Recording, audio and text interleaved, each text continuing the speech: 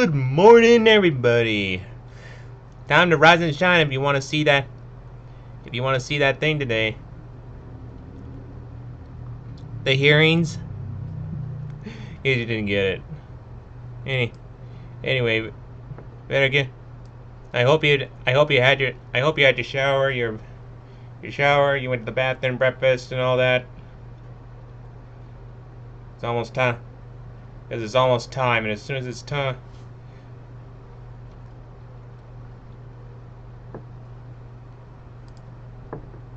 As soon as it starts.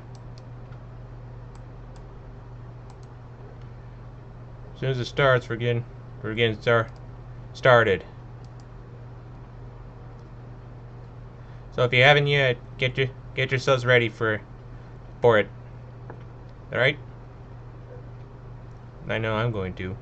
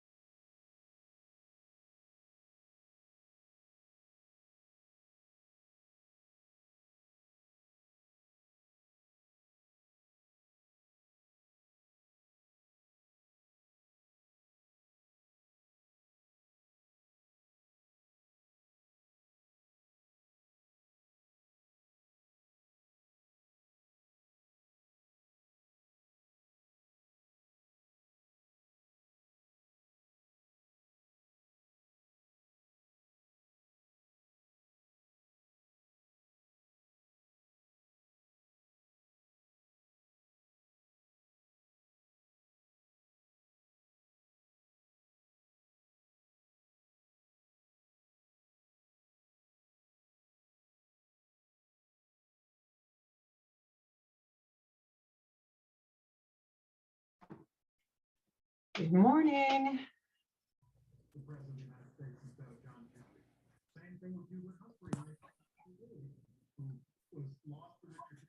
Hi, Sally, Sam, Jaffrey, Loretta. Welcome this morning.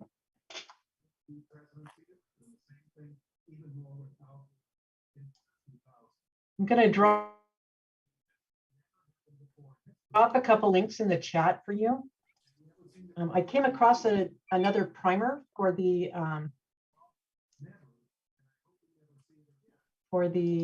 hearings. So I have that for you, the link to it. And let me look just a moment here.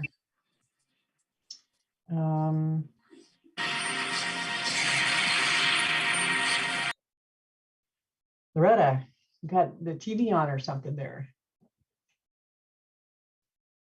Jeff, where are you joining from? California. Oh, well, welcome. North or south or in between? In between. Okay. California's kind of a big state there. I'm going to turn the recording back on here. So, you know, we're recording it not to release it to anyone. It's just for our records. As soon as I can get to the space here.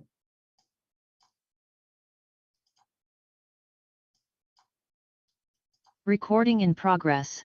Okay, so welcome this morning to the third hearing. It's kind of hard to know what to expect. I know what they planned for yesterday, or at least I did, and I think they just postponed it, put it off till today. But this new primer, first I gave you the link to the presentation that I did before the first hearing. And because it has a lot of information in there, so I'm giving you the link to that, as well as to this Just Security primer. And we're going to be watching on C-SPAN again. So let me get us to the right place. Let's see here. C-SPAN, I chose C-SPAN because they don't have commentary, and I prefer to have these watch parties where we don't have commentary, but we decide on our own what we heard and that kind of thing without listening to the pundits, because there'll be ample time for listening to the pundits later. So we don't see, oh, looks like they're getting ready. So let me mute them. Anyway, anybody have any comments to make about what they've seen in the prior hearings, or anything that they think they're going to be watching for today? Anyone? I wish they didn't have to do it in the morning. What's that? Why they're doing it in the morning? I wish they didn't have to do it in the morning. I wish they did it late in the afternoon, like they did in the first one. Oh yeah, I think that they couldn't get prime time for all those events, plus the staff working overtime and that kind of thing. But I think that they moved this from 6:45 a.m. Pacific time to 9:45 a.m. so that the West Coast could actually show up and we didn't have to get up in the middle of the night. I can't imagine the hour that people in Hawaii or Alaska had to get up in order to watch it. So welcome though. Let me share my screen. I'm not sharing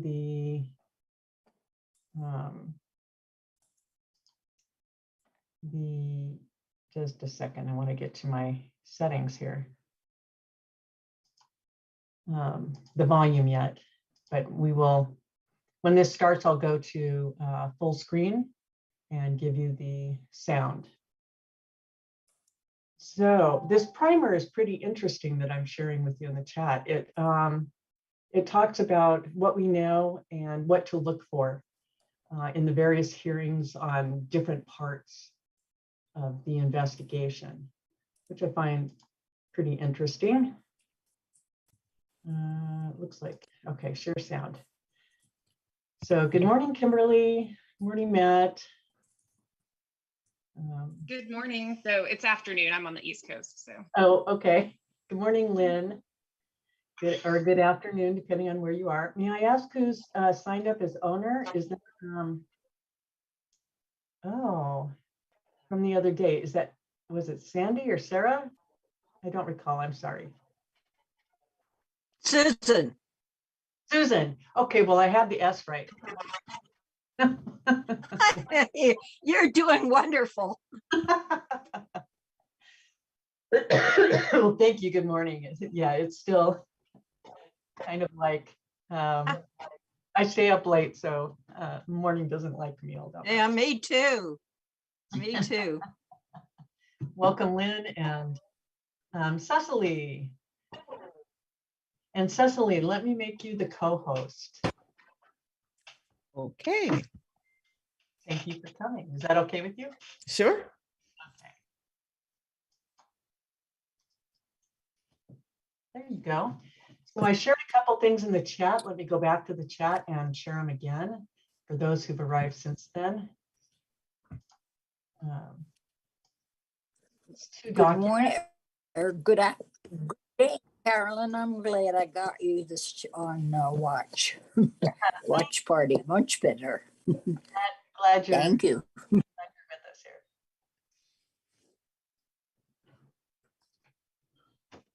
Okay, so, oh gosh, I don't know what it just did. It like doubled one line, but can't believe I typed it twice. So something must have happened. So did everybody here watch the second hearing? Yes. That was kind of early in the day. Like I said, I hope that the reason they changed these was taking pity on the poor West Coast people. But what's interesting is they had over 20 million on the networks on the first hearing, and they still had 10 million on the net, on the watching it on Monday morning at that god awful hour. So I'm guessing that there's probably going to be more people today because it's at a more reasonable hour. I didn't see the second one. I was able to watch the first because on the East Coast, that was in prime time. And then for the second, it was in the middle of the work day. But for me, I don't work, but it's summer vacation here. So it's a little, during the day is harder, but I'm glad they're changing it up so it's not all the same time. Yeah, so this one, they've scheduled this one next Tuesday and next Thursday for the same time, starting at 10 a.m. Pacific, 1 p.m. Eastern. And then, second, moving my screen around here. I'm getting that age where I need to stop doing more than one thing at a time. Pull everybody's picture down here and then the chat. C-SPAN is a really good way to watch it, either live or in replay. Again, I choose for us to watch the C-SPAN coverage because they don't have commentary, and it allows us, with free of pundits' thoughts, to be able to assess what we saw and what we heard in the hearing. So anyone with any concerns about today, or is there anything that you need that I should provide to you before we start watching this? No? Welcome, Susie, Matt.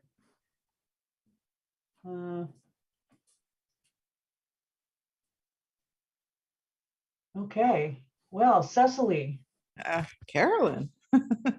Actually, I was thinking it would be good to, if there is a source of finding out absolutely when the next hearings are being held and the times. I have had a lot of confusion on my own part, looking for different sources, and the actual website of the committee isn't very clear either. Yeah, it came out yesterday through the AP. I don't remember which news source I saw it on, but and it was also announced in the one of the prep meetings for Mhm. this. This meeting today, next Tuesday, and next Thursday are all at the same time, starting at 10 a.m. Pacific, 1 p.m. Eastern. Mhm. And so those times are in the event to sign up for. Yeah, it's the second time they've changed. And so I appreciate everybody being flexible and participating as they can. Mhm. Sorry, I had to turn off my camera because I'm sharing my screen and I get low bandwidth. So the transcript is enabled for those who need it. And it also will have the closed captioning on the screen. And it looks like they're getting ready to start here in any moment. How can the U.S. House Select Committee to investigate the January 6th attack on the United States Capitol help us get Trump arrested? Well, okay. I mean, I get the question. I think what we need to do, and I'll be issuing a call for action after these hearings are over, is to send messages to the Department of Justice and to Merrick Garland. And the content of those messages will be that when there is criminal evidence of a crime, he needs to pursue it. And politics and his consideration of what it will or won't do to the country is irrelevant. He needs to. Can you see the video still? I accidentally clicked on another. Okay, I clicked on another screen for a second.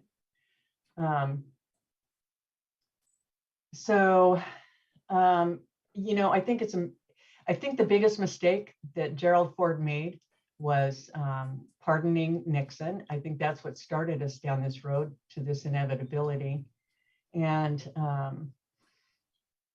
and it's, you know, it's like a parent, right? You tell your kids once you did something bad, it's okay, we love you anyway. Then you, the second time, you know, you might make them sit in a corner. The third time you might have something more. But eventually you have to put your foot down and say, enough is enough, right? So I'm going to turn on the volume here now and enlarge my screen so you can see it. There you go. If everybody will go on mute, please, unless, and I'm leaving the chat open for comments. Good morning, Heidi. You look like you're rocking and rolling and ready. It's been a busy morning. We're planning for an event in Northern Virginia, so. Oh, got it. Okay. Women's Summit. It'll be super exciting. Ooh. That does sound super exciting. Oh, they're all there now. Yeah, somebody asked about Jenny Thomas. That's a whole nother topic we can get into afterwards. Just an interesting tidbit. Elaine Luria is my congressperson, and she's up for re-election. So we are crossing our fingers. Good job. Can you turn on the sound, Carolyn? January 6th Can you hear it now? on the United States Capitol Okay. be in order. Without objection, the chair is authorized to declare the committee in recess at any point. Pursuant to House Deposition Authority Regulation 10, the chair announces the committee's approval to release the deposition material presented during tonight's hearing. Thanks to everyone watching tonight for sharing part of your evening to learn the facts and causes of the events leading up to and including the violent attack on January 6, 2021. Our democracy, electoral system, and country.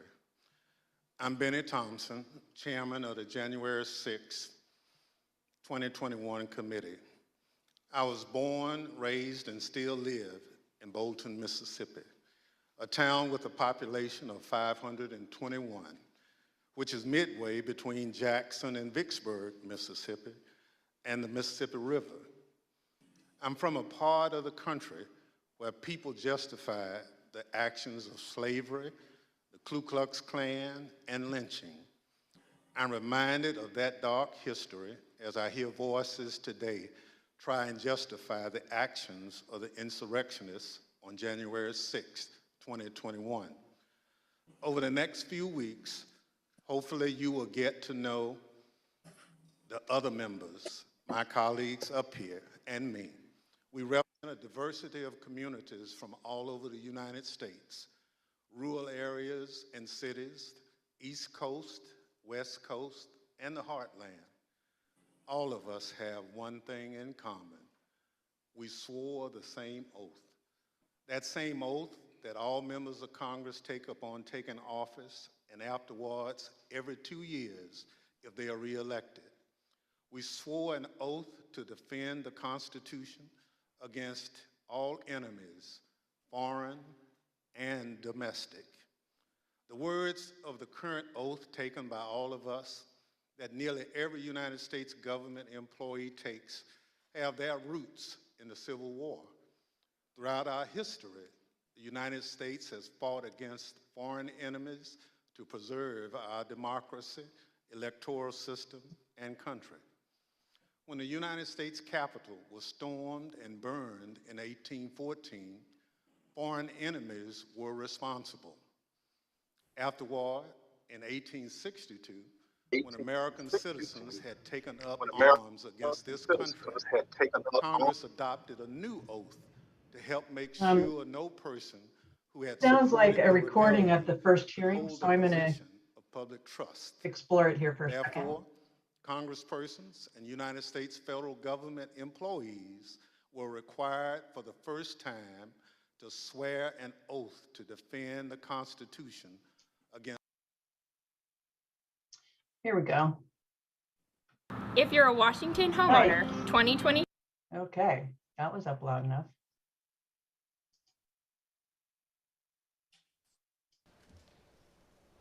Looks like we're still waiting to get seated.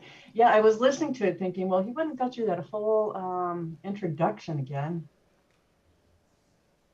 So we don't have him in yet. When I switched devices, apparently I was in the Zoom in 2 different browsers.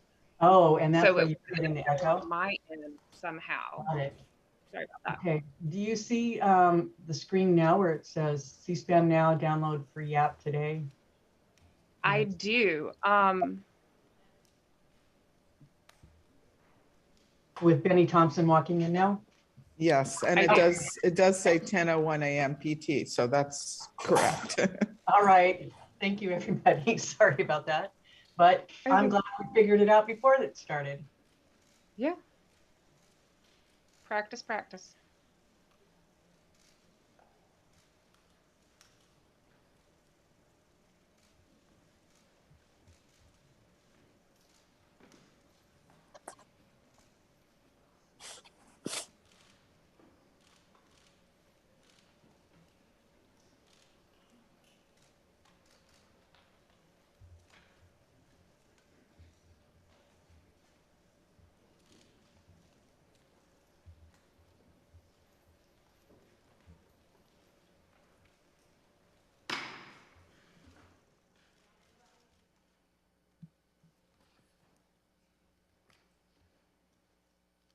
The Select Committee to investigate the January 6 attack on the United States Capitol will be in order.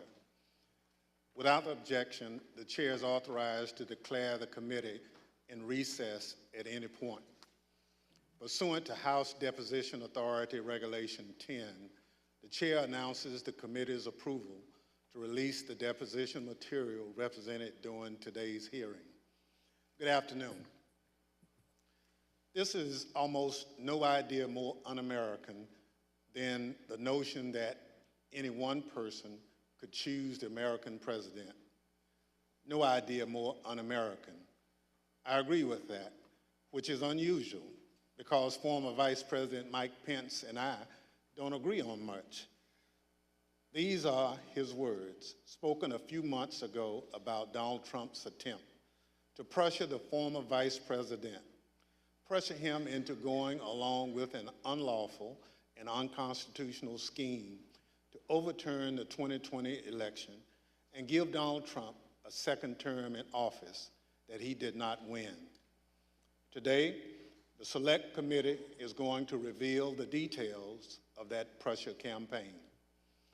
But what does the Vice President of the United States even have to do with a presidential election?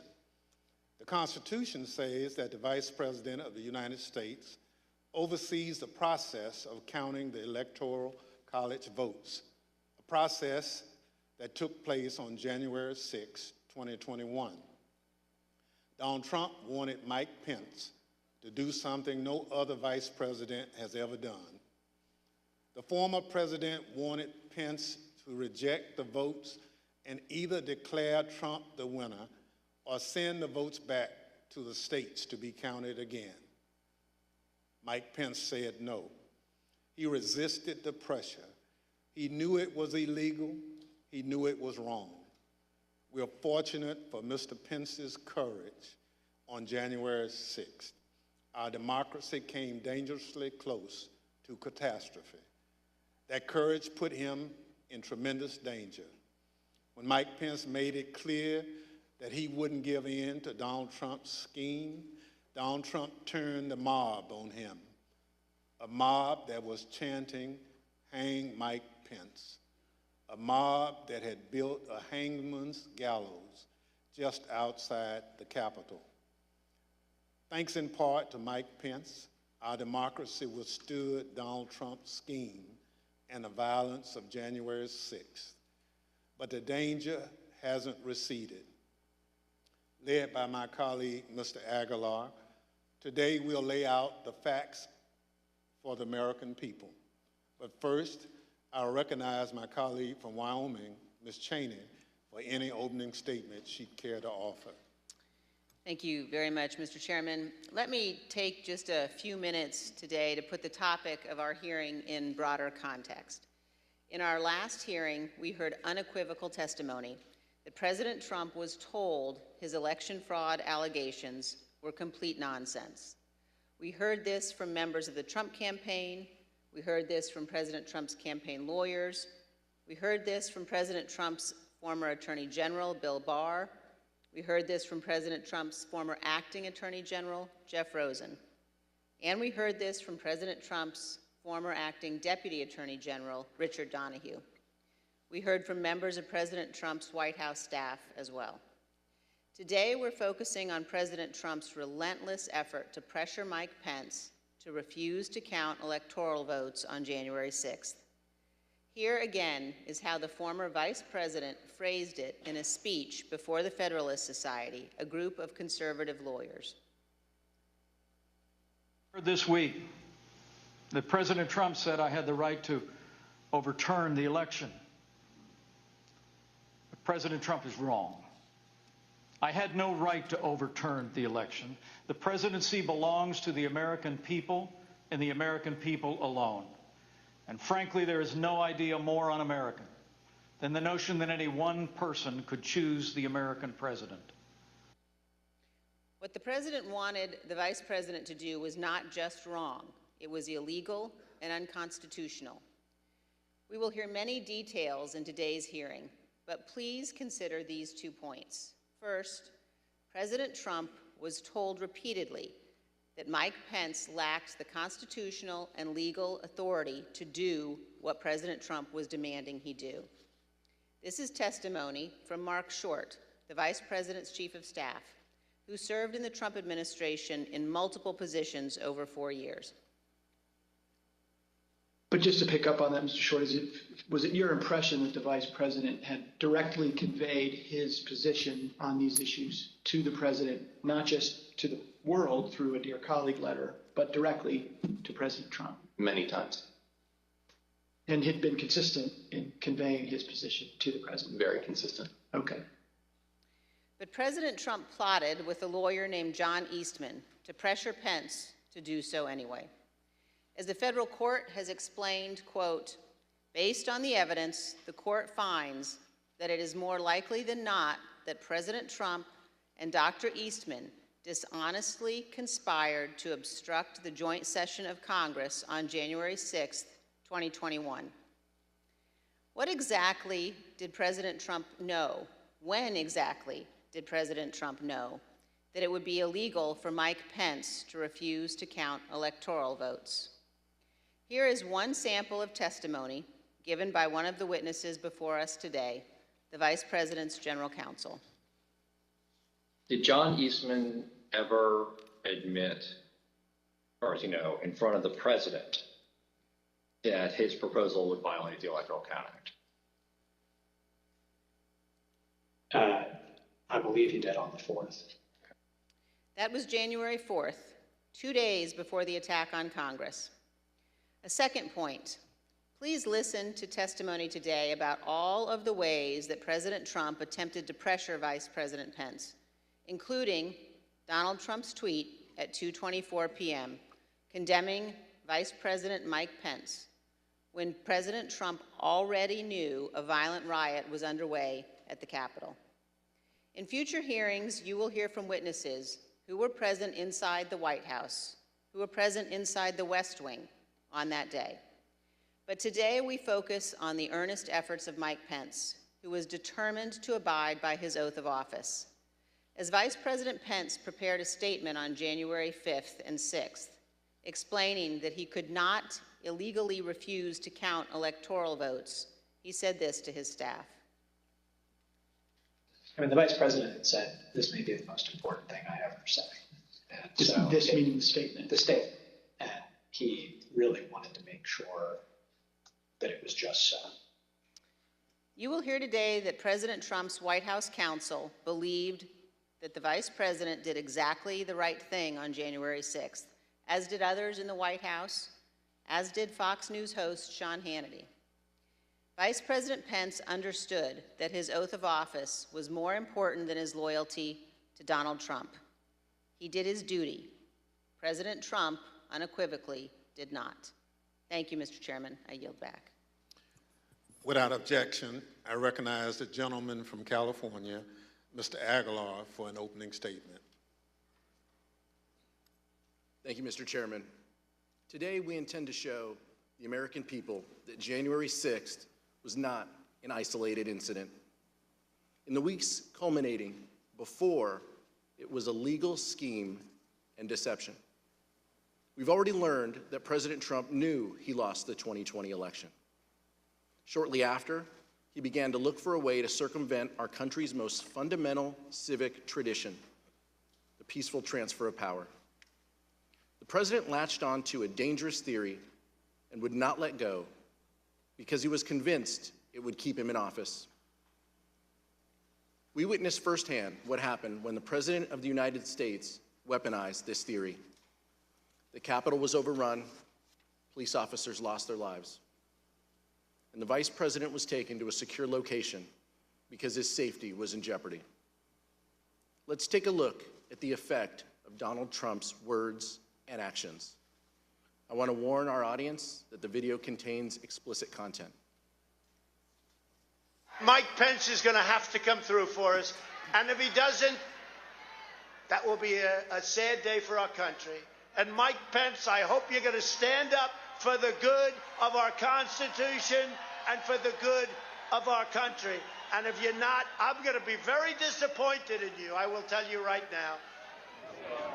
I'm telling you what, I'm hearing the Pence just caved. No. Is that true? I'm hearing reports that Pence caved.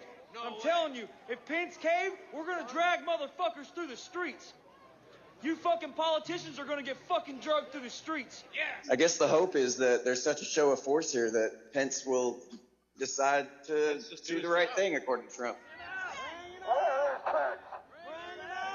Bring out Pence! Bring out Pence! Bring out Pence!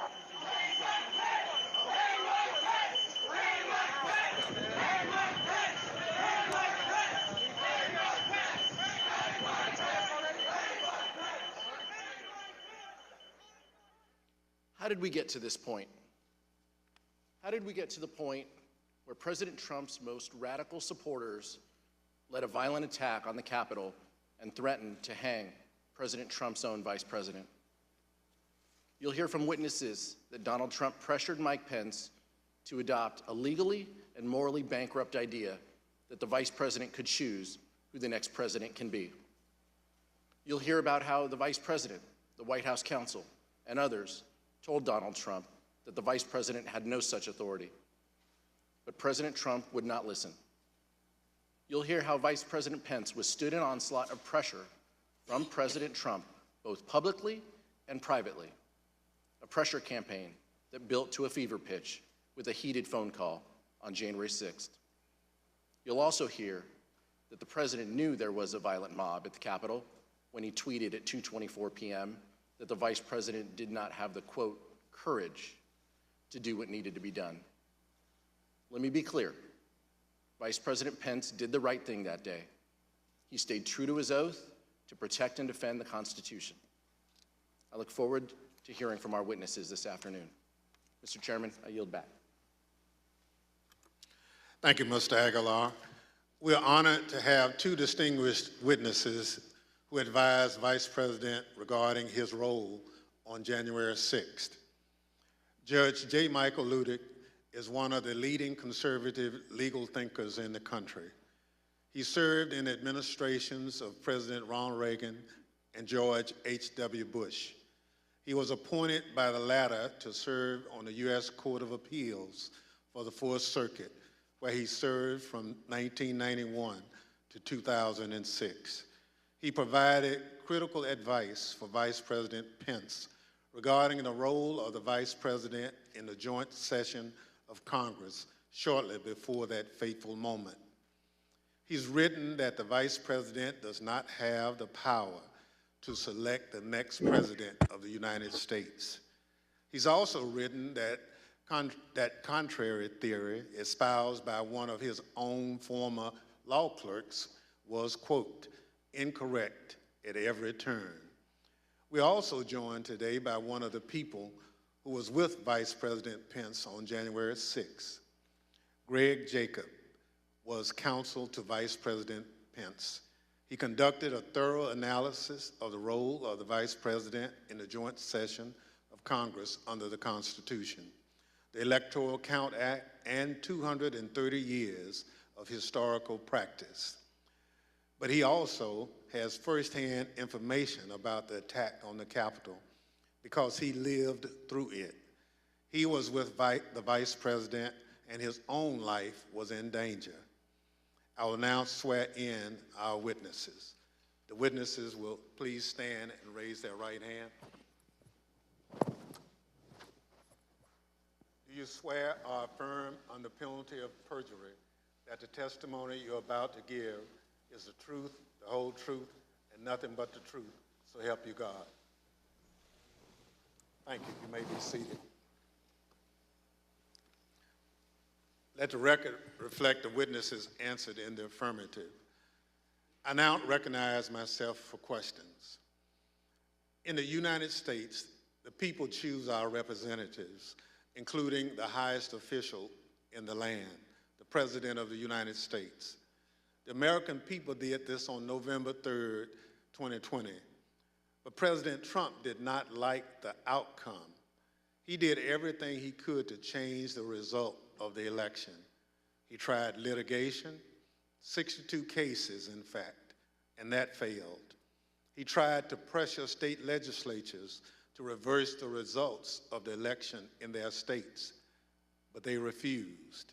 He tried to enlist the Department of Justice in his efforts to overturn election results, but officials leading the department refused to comply. So eventually, he latched on to a completely nonsensical and anti-democratic theory that one man, his own vice president, could determine the outcome of the election. He wanted the vice president to unilaterally select the president.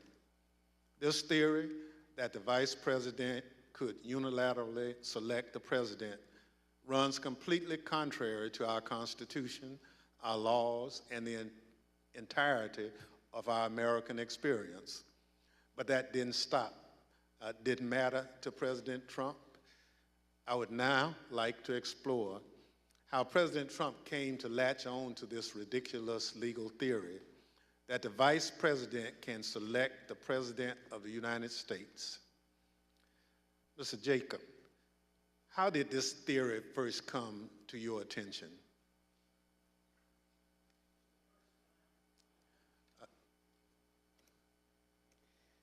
The first time that I had a conversation with the Vice President about the 12th Amendment and the Electoral Count Act was in early December, around December 7th. The Vice President called me over to his West Wing office and told me that he had been seeing and reading things that suggested that he had a significant role to play on January 6th in announcing the outcome of the election. He told me that he had been first elected to Congress in 2000 and that one of his earliest memories as a congressman was sitting in on the 2001 certification, and he recalled that Al Gore had gavelled down a number of objections that had been raised to Florida. And he asked me mechanically, how does this work at the joint session? What are the rules?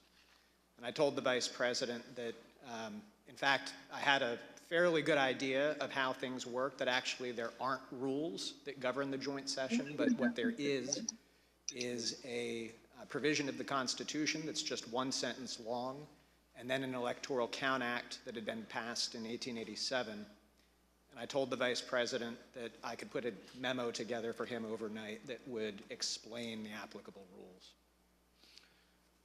So, Mr. Jacobs, when you looked at this theory, what did you conclude?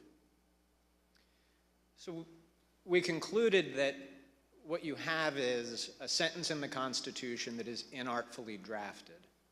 But the Vice President's first instinct when he heard this theory was that there was no way that our framers, who abhorred concentrated power, who had broken away from the tyranny of George III, would ever have put one person, particularly not a person who had a direct interest in the outcome because they were on the ticket for the election, in a role to have decisive impact on the outcome of the election. And our review of text, history, and frankly just common sense all confirmed the Vice President's first instinct on that point. There is no justifiable basis to conclude that the Vice President has that kind of authority. Thank you, Mr. Jacobs. We will hear more today about how, despite this conclusion by you and other top legal advisors, the former president used this discredited theory in his campaign to pressure the Vice President to decide the outcome of the presidential election. I now recognize the gentlewoman from Wyoming, Ms. Cheney, for questions. Thank you very much, Mr. Chairman. Judge Luttig, thank you as well for being here with us today. You issued a very important statement earlier today, which I urge all Americans to read. And I'd like to ask you, Judge, about one of the sentences in your statement and ask if you could explain to us the significance of it. You say, had the Vice President of the United States obeyed the President of the United States, America would immediately have been plunged into what would have been tantamount to a revolution within a paralyzing constitutional crisis. Could you elaborate on that for us, Judge?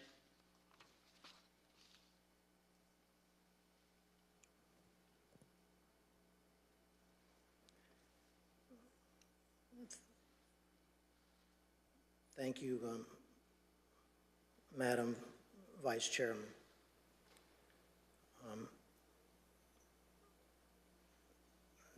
That passage in my statement this morning referenced the most foundational concept in America, which is the rule of law.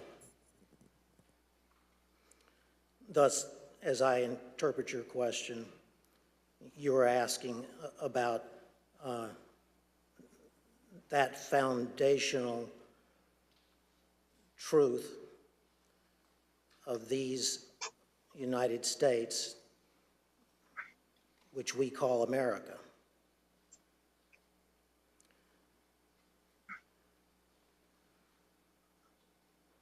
The foundational truth is the rule of law. that foundational truth is, for the United States of America, the profound truth.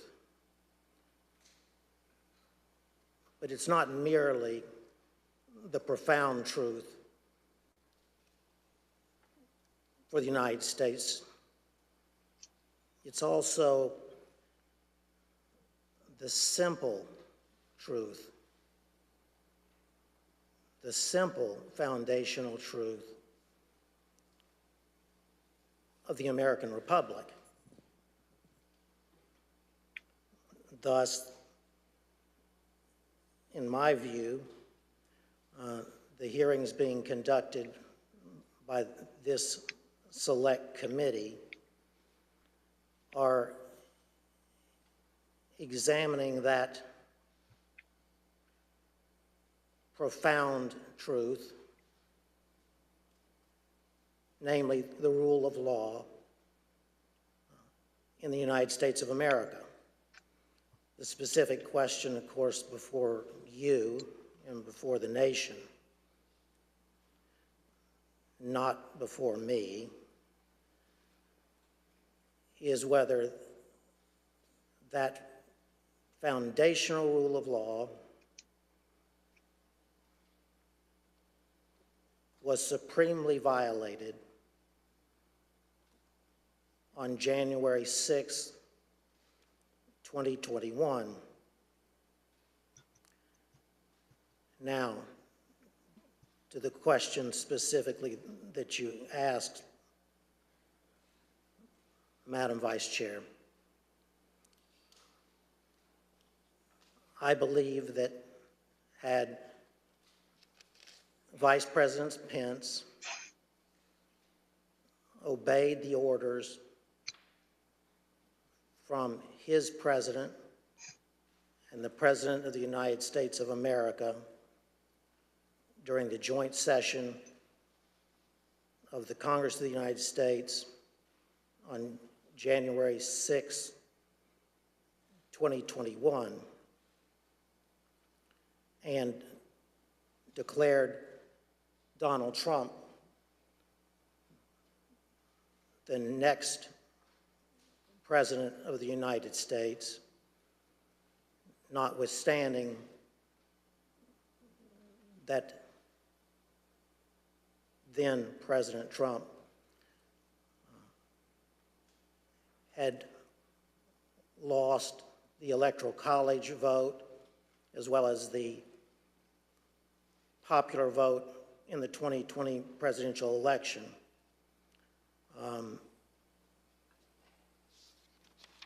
That declaration of Donald Trump as the next president would have plunged America into what I believe would have been tantamount to a revolution within a constitutional crisis in America, which in my view, and I'm only one man, would have been the first constitutional crisis since the founding of the Republic.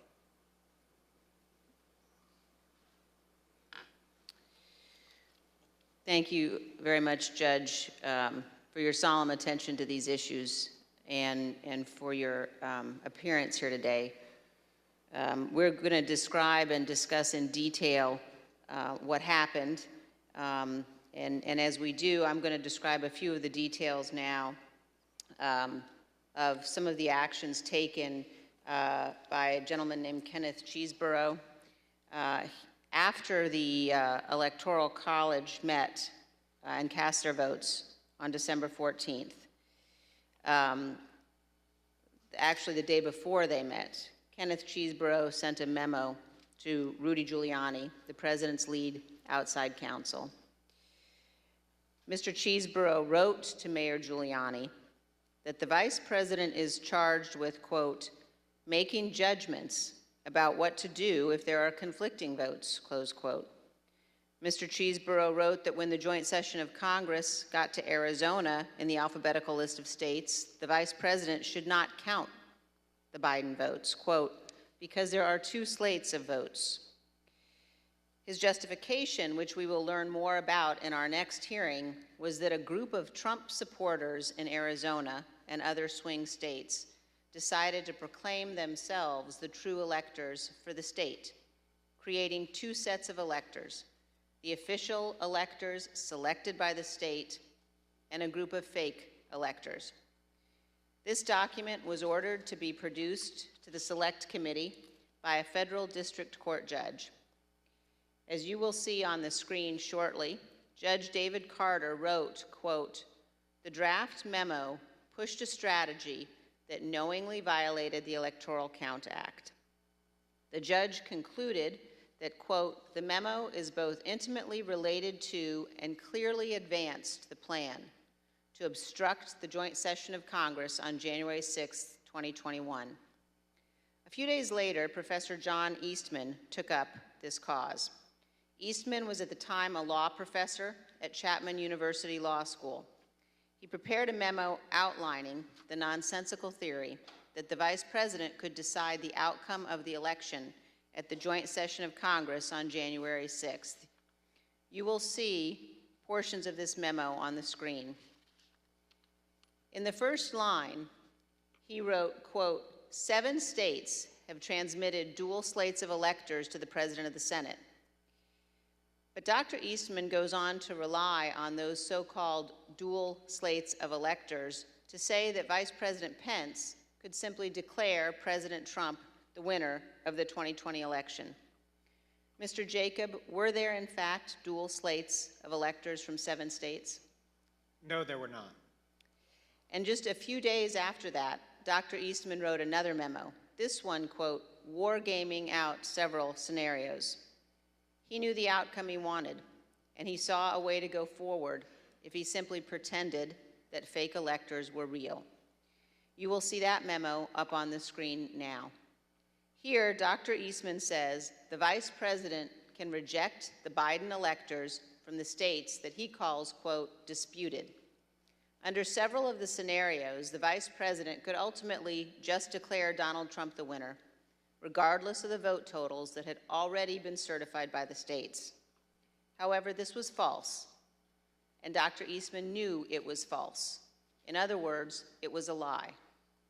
In fact, on December 19th, 2020, just 4 days before Dr. Eastman sent this memo, Dr. Eastman himself admitted in an email that the fake electors had no legal weight, referring to the fake electors as, quote, dead on arrival in Congress, end quote, because they did not have a certification from their states.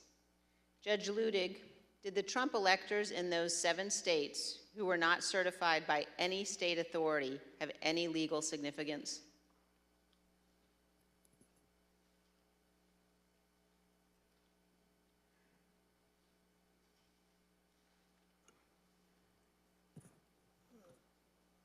Congresswoman, there was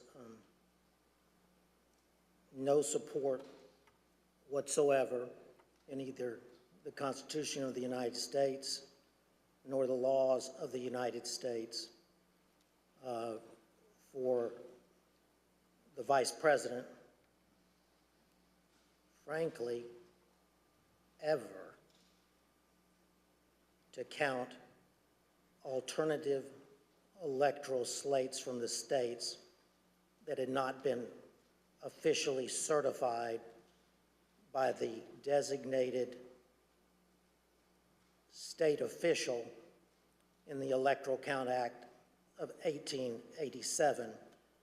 I did notice in the passage from Mr. Eastman's memorandum, and I took a note on it, and correct me if I'm wrong, but he said in that passage that there was both legal authority as well as historical precedent. I do know what Mr. Eastman was referring to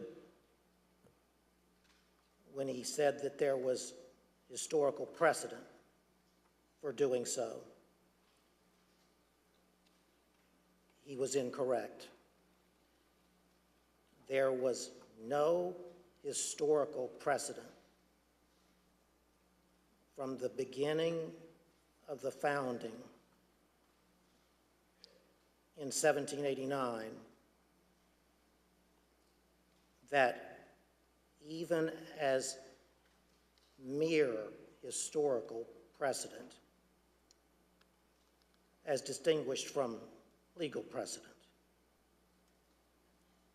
would support the possibility of the Vice President of the United States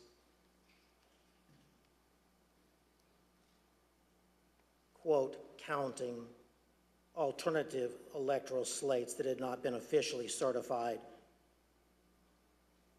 to the Congress pursuant to the Electoral Count Act of 1887. I would be glad to explain that historical precedent if the committee wanted, but it would be a digression. Thank you very much, Judge. I know my colleagues will be pursuing that issue in more depth, and now I'd like to yield back to Mr. Chairman. Thank you very much.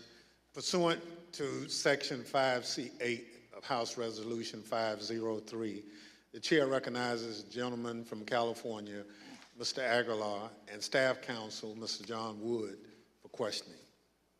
Thank you, Mr. Chairman. We're fortunate to have a bipartisan staff.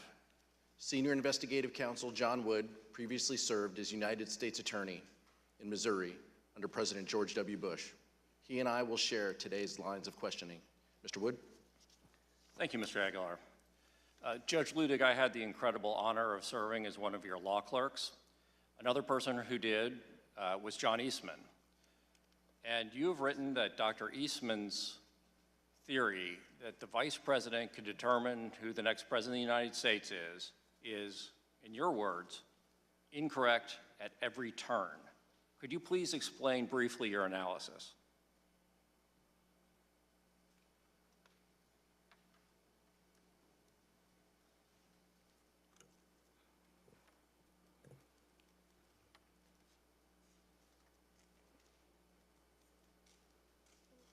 It was my honor, Mr. Wood, to have you serve as my law clerk.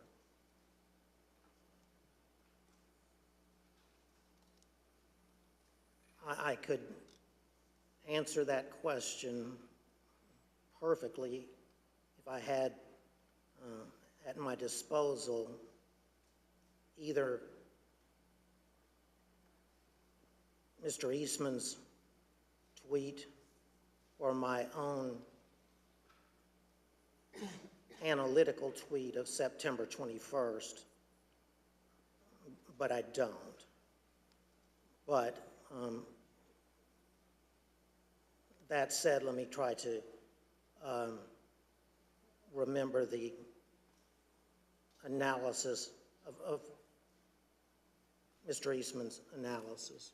And Judge, I can read to you and to the audience, I think what was a really key passage from your very insightful analysis when you wrote, I believed that Professor Eastman was incorrect at every turn of the analysis in his January 2nd memorandum, beginning with his claim that there were legitimate competing slates of electors presented from 7 states, and you've already addressed that issue.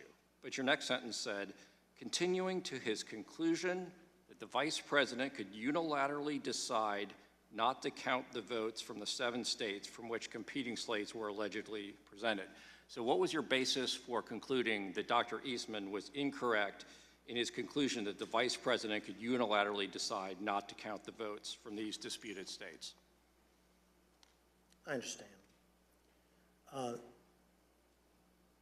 As I previously stated in response to Congresswoman Cheney, the there was no basis in the Constitution or laws of the United States at all for the theory espoused by Mr. Eastman. At all. None. With all respect to my co-panelist, he said, I believe in partial response to one of the Select Committee's questions, that the single sentence in the 12th Amendment was, he thought, inartfully written. That single sentence is not inartfully written. It was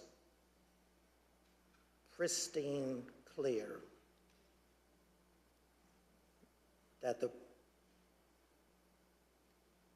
President of the Senate on January 6th, the incumbent Vice President of the United States, had little substantive constitutional authority, if any, at all. The 12th Amendment, the single sentence that Mr. Jacob refers to, says in substance that following the transmission of the certificates to the Congress of the United States and under the Electoral Count Act of 1887, the Archivist of the United States, that the presiding officer shall open the certificates in the presence of the Congress of the United States in joint session. It then says unmistakably, not even that the Vice President himself shall count the electoral votes. It clearly says merely that the electoral count votes shall then be counted. It was the Electoral Count Act of 1887 that filled in, if you will, the simple words of the 12th Amendment in order to construct for the country a process for the counting of the sacred process for the counting of the electoral votes from the states, that neither our original Constitution nor even the 12th Amendment had done. The irony, if you will, is that from its founding until 1887, when Congress passed the Electoral Count Act, the nation had been in considerable turmoil during at least 5 of its presidential elections, beginning as soon thereafter from the founding as 1800. So it wasn't for almost 100 years later until the Electoral Count Act was passed. So That's why, in my view, that piece of legislation is not only a work in progress for the country, but at this moment in history, an important work in progress that needs to take place. That was long-winded, I understand. Well, Judge Luttig, at the risk of oversimplifying for the non-lawyers who are watching, is it fair to say that the 12th Amendment basically says two things happen? The Vice President opens the certificates and the electoral votes are counted. Is it that straightforward?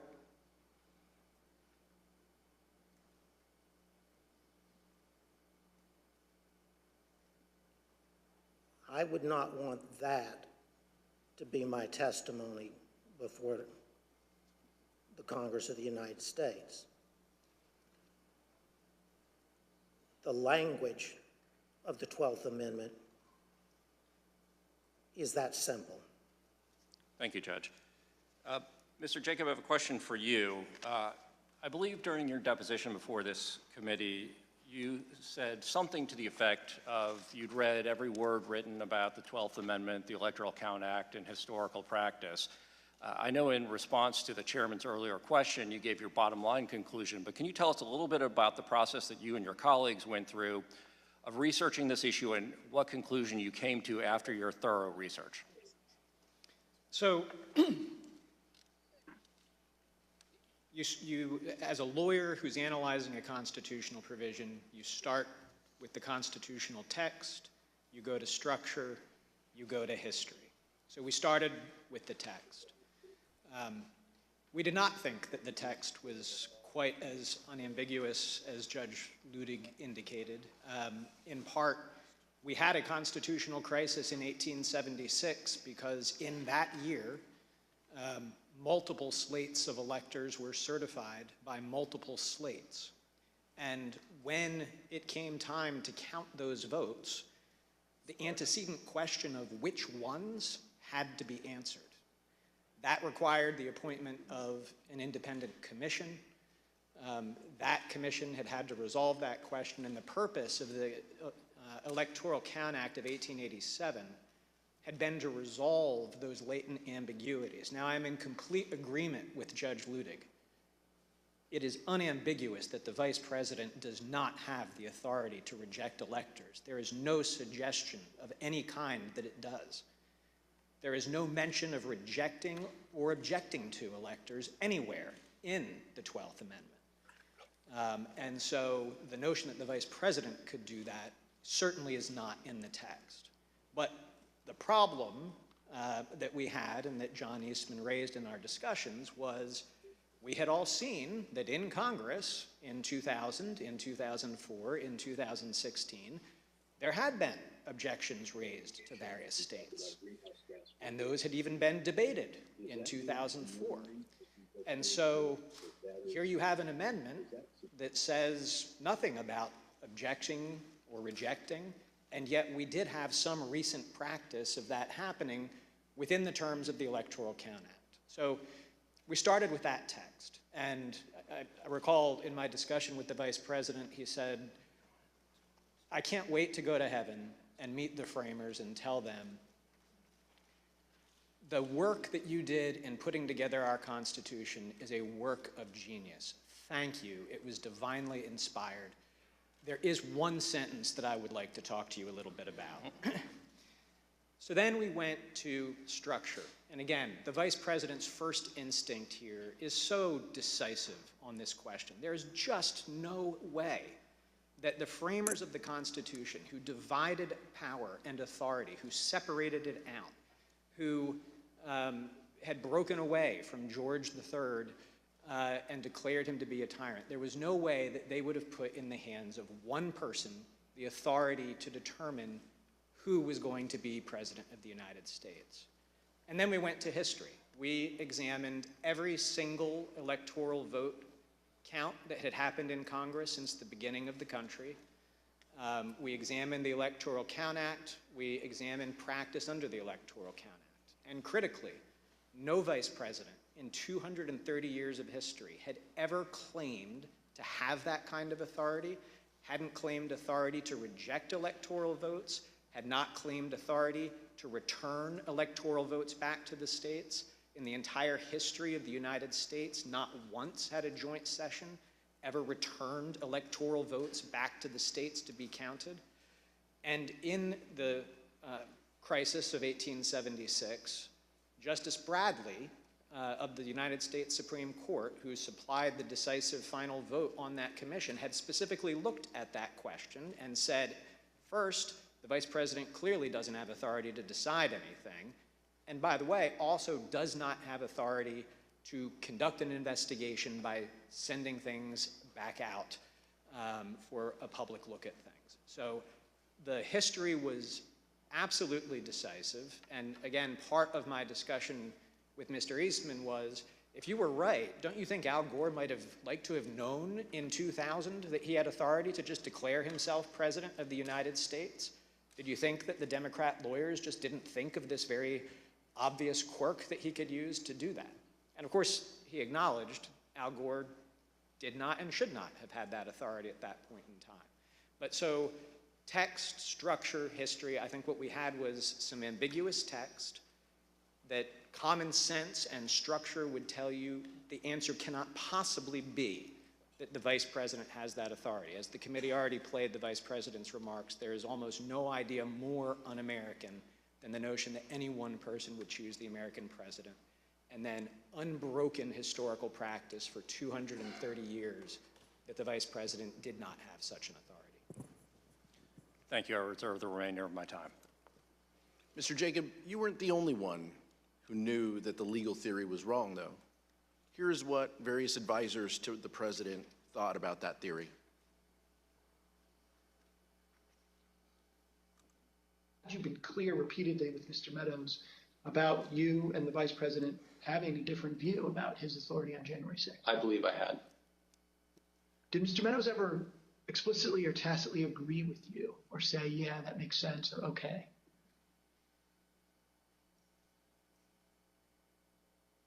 I believe that that Mark did agree.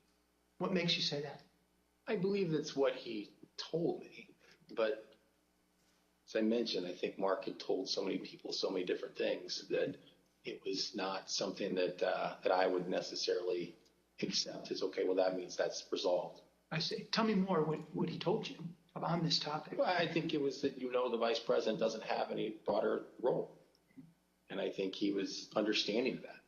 So despite the fact that he may have said other things to the president or others, to you, he said he understands the vice president has no role. Yes. Okay. Did he say that to you several times? A couple times. Mm-hmm. Before January 6th? Yes. The way it was communicated to me was that Pat Cipollone thought the idea was nutty and had at one point confronted Eastman basically with the same sentiment. Pat expressed his admiration for the vice president's actions on the day of the 6th and said that he concurred with the legal analysis that our team had put together to reach that point. It made no sense to me that in all the protections that were built into the Constitution for a president to get elected and steps that had to be taken, that the power to choose the next president would be sitting with the vice president. Do you know if Mr. Clark or Mr. Morgan, thought about that, Mr. Eastman's advice? Yeah, they thought he was crazy. Do you know if they ever expressed an opinion on whether they thought the vice president had the power that John Eastman said he did? I know for a fact I heard both say that his theory was crazy, that there was no validity to it in any way, shape, or form. And did they express that before January 6th? Yes. To whom? I think anyone who would listen. Okay, what were your prior interactions with Eastman? He described for me what he thought the ambiguity was in the statute, and he was walking through it at that time. And I said to him, hold on a second, I want to understand what you're saying. You're saying that you believe the vice president, acting as president of the Senate, can be the sole decision maker as to, under your theory, who becomes the next president of the United States? And he said, yes. And I said, are you out of your effing mind? Right? And that was pretty blunt. I said, you're completely crazy. I said, you're going to turn around and tell 78 plus million people in this country that your theory is this is how you're going to invalidate their votes because you think the election was stolen? And I said, they're not going to tolerate that. He said, you're going to cause riots in the streets. And he said words to the effect of there's been violence in the history of our country either to protect the democracy or protect the republic.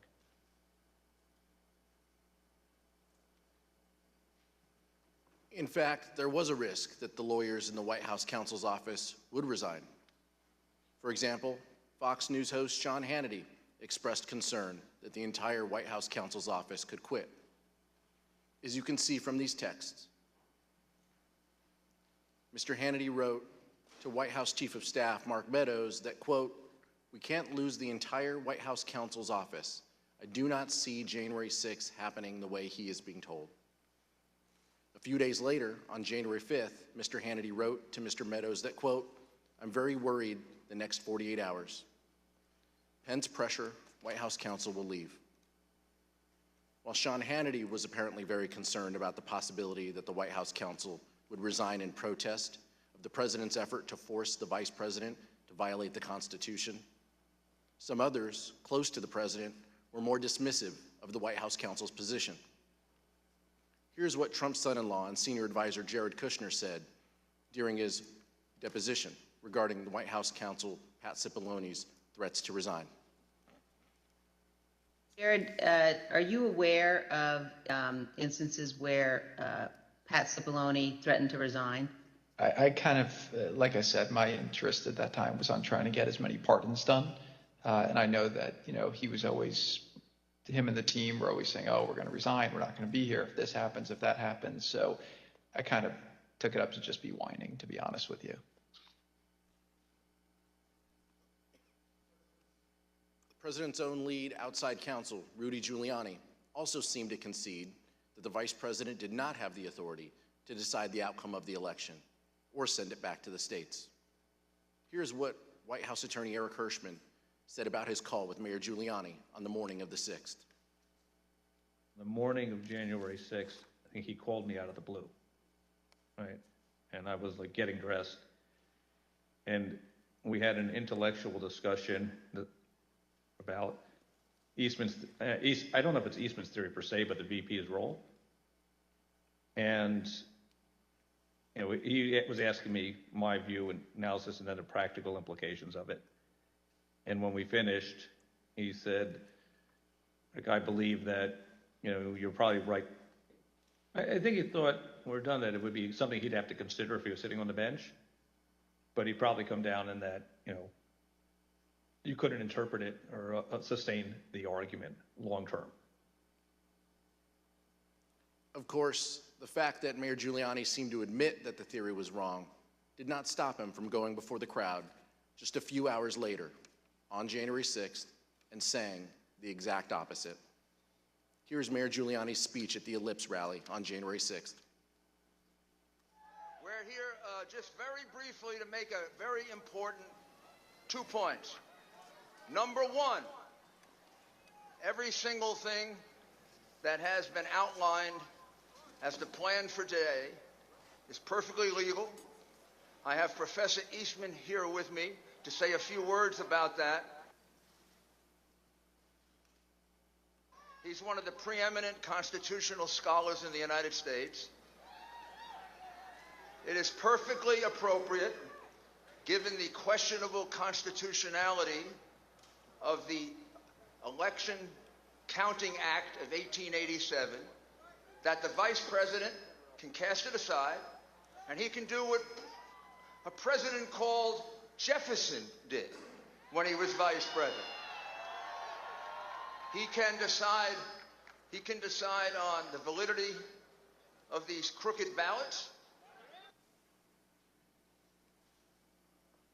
or he can send it back to the legislatures, give them 5 to 10 days to finally finish the work? And here's what Dr. Eastman said in his speech at the Ellipse on January 6th.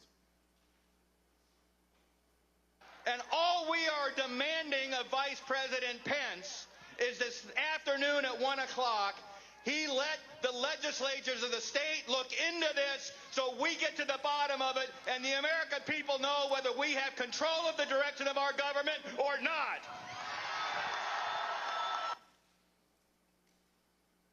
Even Dr. Eastman knew his theory didn't hold water. Mr. Jacob, you discussed and even debated this theory at length with Dr. Eastman. Did Dr. Eastman ever tell you what he thought the U.S. Supreme Court would do if it had to decide this issue? Yes. We had an extended discussion, an hour and a half to 2 hours on January 5th. And when I pressed him on the point, I said, John, if the Vice President did what you were asking him to do, we would lose 9-0 in the Supreme Court, wouldn't we? And he initially started it, well, I think maybe you would lose only 7-2. And after some further discussion, acknowledged, well, yeah, you're right, we would lose 9-0. I appreciate that. In our investigation, the Select Committee has obtained evidence suggesting that Dr. Eastman never really believed his own theory. Let me explain. On the screen, you can see a draft letter to the President from October 2020. In this letter, an idea was proposed that the Vice President could determine which electors to count at the joint session of Congress. But the person writing in blue eviscerates that argument. The person who wrote the comments in blue wrote, quote, the 12th Amendment only says that the President of the Senate opens the ballots in the joint session and then, in the passive voice, that the votes shall then be counted. The comments in blue further state, nowhere does it suggest that the President of the Senate gets to make the determination on his own. Judge Luttig, does it surprise you that the author of those comments in blue was in fact John Eastman?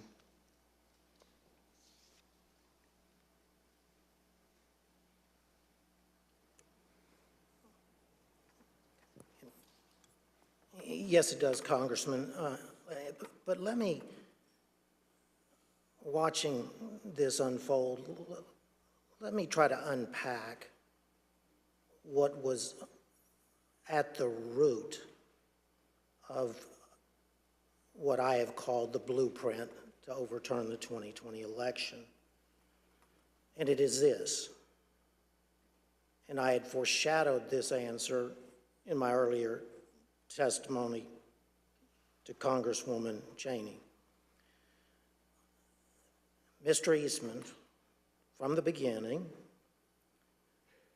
said to the President that there was both legal as well as historical precedent for the Vice President to overturn the election. And what we've heard today, I believe, is what happened within the White House and elsewhere as all the players led by Mr. Eastman got wrapped around the axle by the historical evidence claim by Mr. Eastman. Let me explain very simply. This is what I said would require a digression that I would be glad to undertake if you wished. In short, if I had been advising the Vice President of the United States on January 6th, and even if then Vice President Jefferson and even then Vice President John Adams and even then Vice President Richard Nixon had done exactly what the President of the United States wanted his Vice President to do.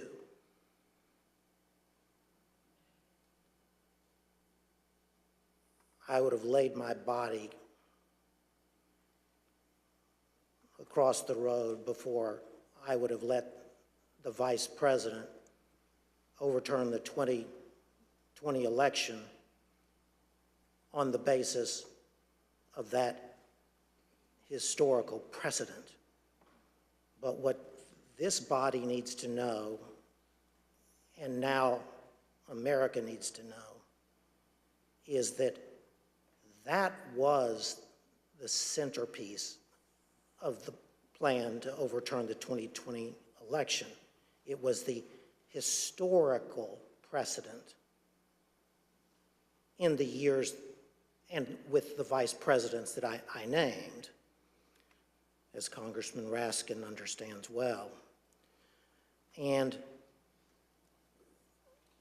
the effort by Mr. Eastman and others was to drive that historical precedent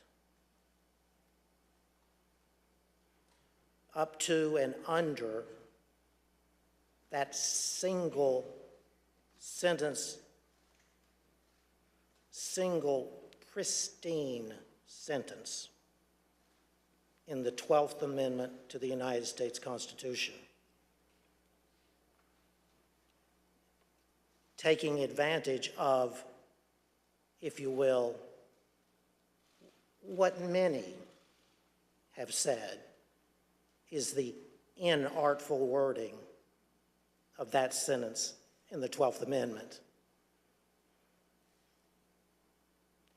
Scholars before 2020 would have used that historical precedent to argue not that Vice President Pence could overturn the 2020 election by accepting non-certified state electoral votes, but they would have made arguments as to some substantive, not merely procedural, authority possessed by the Vice President of the United States on the statutorily prescribed day for counting the Electoral College votes. This is constitutional mischief. Judge, I think that's a good point, and I think it kind of begs the question that if the Vice President had this power to determine the outcome of a presidential election, why hasn't it ever been used before? Why hasn't that ever happened? Why hasn't a Vice President simply rejected the outcome of an election and declared someone else the winner? And instead, as the chairman mentioned in his opening, for over 2 centuries, Vice Presidents have presided over the joint sessions of Congress in a purely ceremonial role. This even includes, as Mr. Jacob mentioned, Vice President Al Gore. For those of us who are old enough to remember, the 2000 election came down to one state, Florida. There were weeks of recounts and litigation after the election, and Al Gore conceded. Of course, Al Gore was vice president at the time, but he never suggested that he could simply declare himself the winner of the 2000 election when he presided over the counting of the electoral votes. Let's hear what Vice President Gore said when he described the situation he faced in 2000. Importance of the United States of America in all of human history. In Lincoln's phrase, we still are the last best hope of humankind. And the choice between one's own disappointment in your personal career and upholding the noble traditions of America's democracy is a pretty easy choice when it comes down to it. Mr. Jacob, did Dr. Eastman say whether he would want other vice presidents such as Al Gore after the 2000 election or Kamala Harris after the 2024 election to have the power to decide the outcome of the election? So this was one of the many points that we discussed on January 5th. He had come into that meeting trying to persuade us that there was some validity to his theory. I viewed it as my objective to persuade him to acknowledge he was just wrong. And I thought this had to be one of the most powerful arguments. I mean, John, back in 2000, you weren't jumping up and saying Al Gore had this authority to do that. You would not want Kamala Harris to be able to exercise that kind of authority in 2024 when I hope Republicans will win the election, and I know you hope that too, John. And he said, absolutely. Al Gore did not have a basis to do it in 2000. Kamala Harris shouldn't be able to do it in 2024, but I think you should do it today. Mark Short told the Select Committee that Vice President Pence consulted with one of his predecessors, Vice President Dan Quayle, regarding the role of the Vice President. Vice President Quayle confirmed Pence's view that the role was purely ceremonial. Mr. Short also told the committee that he, Mr. Short, received a call from former House Speaker Paul Ryan. Here is Mr. Short's description of his conversation with Speaker Ryan. Speaker Ryan wanted to call and say, you know, you don't have any greater authority. And I said to him, Mr. Speaker, you know, Mike, you know he doesn't, you know he recognizes that. And we sort of laughed about it, and he said, I get it. And he later spoke to the Vice President, too, to, I think, have the same conversation. Fortunately for the fate of our republic, Vice President Pence refused to go along with President Trump's demands that he determine the outcome of the presidential election. Mr. Jacob, what was the Vice President's reaction when you discussed with him the theory that the Vice President could decide the outcome of the election? Congressman, as I've testified, the Vice President's first instinct was that there was no way that any one person, particularly the Vice President, who is on the ticket and has a vested outcome in the election, could possibly have the authority to decide it by rejecting electors or to decisively alter the outcome by suspending the joint session for the first time in history in order to try to get a different outcome from state legislatures. Despite the fact that the Vice President had a strongly held and correct view that he could not decide the outcome of the election, President Trump launched a multi-week campaign of both public and private pressure to get the Vice President Mike Pence to violate the Constitution. Here are some examples of the intense pressure the Vice President faced from all sides and what his Chief of Staff thought of it. I hope Mike Pence comes through for us, I have to tell you. I hope that our great Vice President comes through for us. He's a great guy. Of course, if he doesn't come through, I won't like him quite as much. Was it your impression that the Vice President had directly conveyed his position on these issues to the President, not just to the world through a Dear Colleague letter, but directly to President Trump? Many times. And had been consistent in conveying his position to the President? Very consistent. I am aware of the fact that the President was upset with the way Pence acted. Are we to assume that this is going to be a climactic battle? Well, I think a lot of that depends on the courage and the spine of the individuals involved. That would be a nice way to say a guy named Vice President Mike Pence? Yes. I think we've been clear as to what the Vice President's role was. I think the Vice President been clear with the President, and I think I've been clear with Mark Meadows. I think the Vice President is going to throw down tomorrow and do the right thing because, Lou, like I said before, this is a time for choosing. People are going to look back at this moment tomorrow and remember where every single one of their elected officials were. Did they vote for the rule of law and getting these elections right, or did they give it away to the Democrats and the people who cheated and stole their way through this election? Definitely in the, when I got back into town, as talk say like the 5th and the 6th, the President was, all the attention was on what Mike would do or what Mike wouldn't do. The Vice President really was not wavering in his commitment to what his responsibility was. And so, yeah, was it painful? Sure. The President's pressure campaign started in December. For example, although the Vice President made his views clearly and unmistakably known to the President and others in the White House, On December 23rd,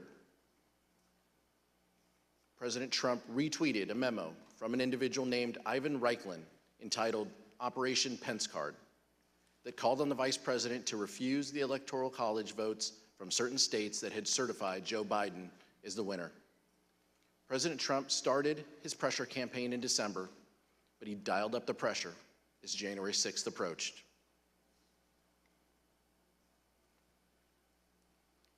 The testimony we have received in our investigation indicates that by the time January 4th arrived, President Trump had already engaged in a, quote, multi-week campaign to pressure the Vice President to decide the outcome of the election.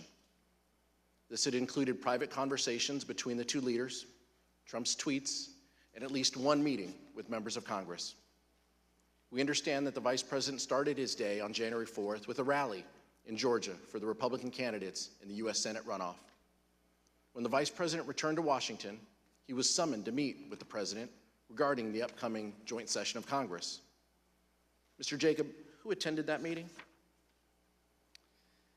The attendees were the Vice President, the President, Mark Short, the Chief of Staff to the Vice President, myself, and John Eastman. There was about a 5-minute period where Mark Meadows came in on a different issue. Let's show a photo of that meeting. Mr. Jacob, during that meeting between the President and the Vice President, what theories did Dr. Eastman present regarding the role of the Vice President in counting the electoral votes? During the meeting on January 4th, Mr. Eastman was opining that there were two legally viable arguments as to authorities that the Vice President could exercise 2 days later on January 6th. One of them was that he could reject electoral votes outright. The other was that he could use his capacity as presiding officer to suspend the proceedings and declare essentially a 10-day recess during which states that he deemed to be disputed, there was a list of 5 to 7 states that the exact number changed from conversation to conversation, but that the Vice President could sort of issue a demand to the state legislatures in those states to re-examine the election and declare who had won each of those states. So he said that both of those were legally viable options. He said that he did not recommend, upon questioning, he did not recommend what he called the more aggressive option, which was reject outright, because he thought that that would be less politically palatable. The imprimatur of state legislature authority would be necessary to ultimately have public acceptance of an outcome in favor of President Trump, and so he advocated that the preferred course of action would be the procedural route of suspending the joint session and sending the election back to the states. Mr. Jacob, I know you won't discuss the direct conversations between the President and the Vice President, so rather than asking you what the Vice President said in that meeting, I'll ask you a more general question. Did the Vice President ever waver in his position that he could not unilaterally decide which electors to accept?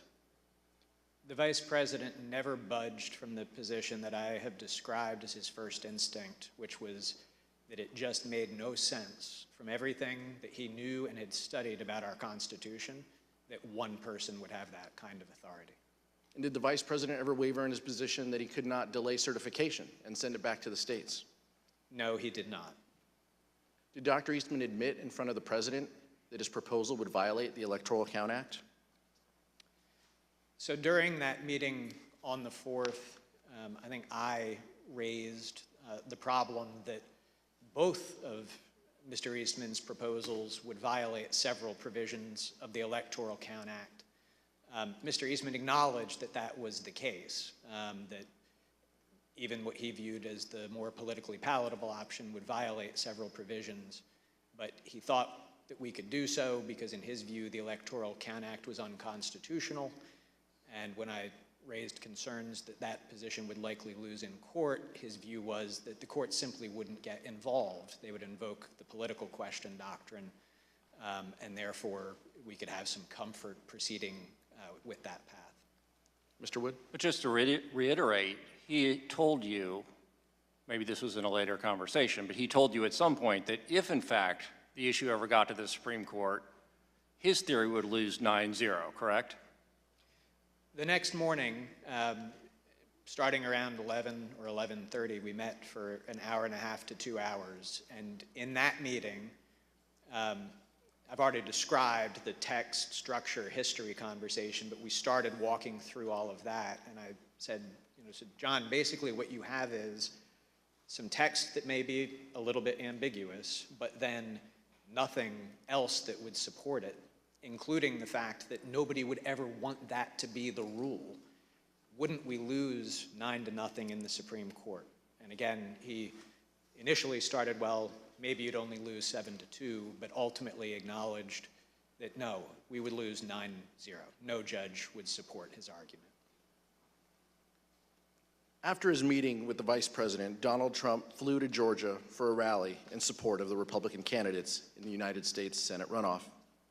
Even though the Vice President had been steadfast in resisting the President's pressure, President Trump continued to publicly pressure Vice President Pence in his Georgia speech.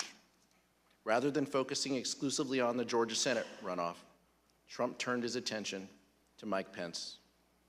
Here's what the President said during that rally in Georgia. Pence comes through for us, I have to tell you.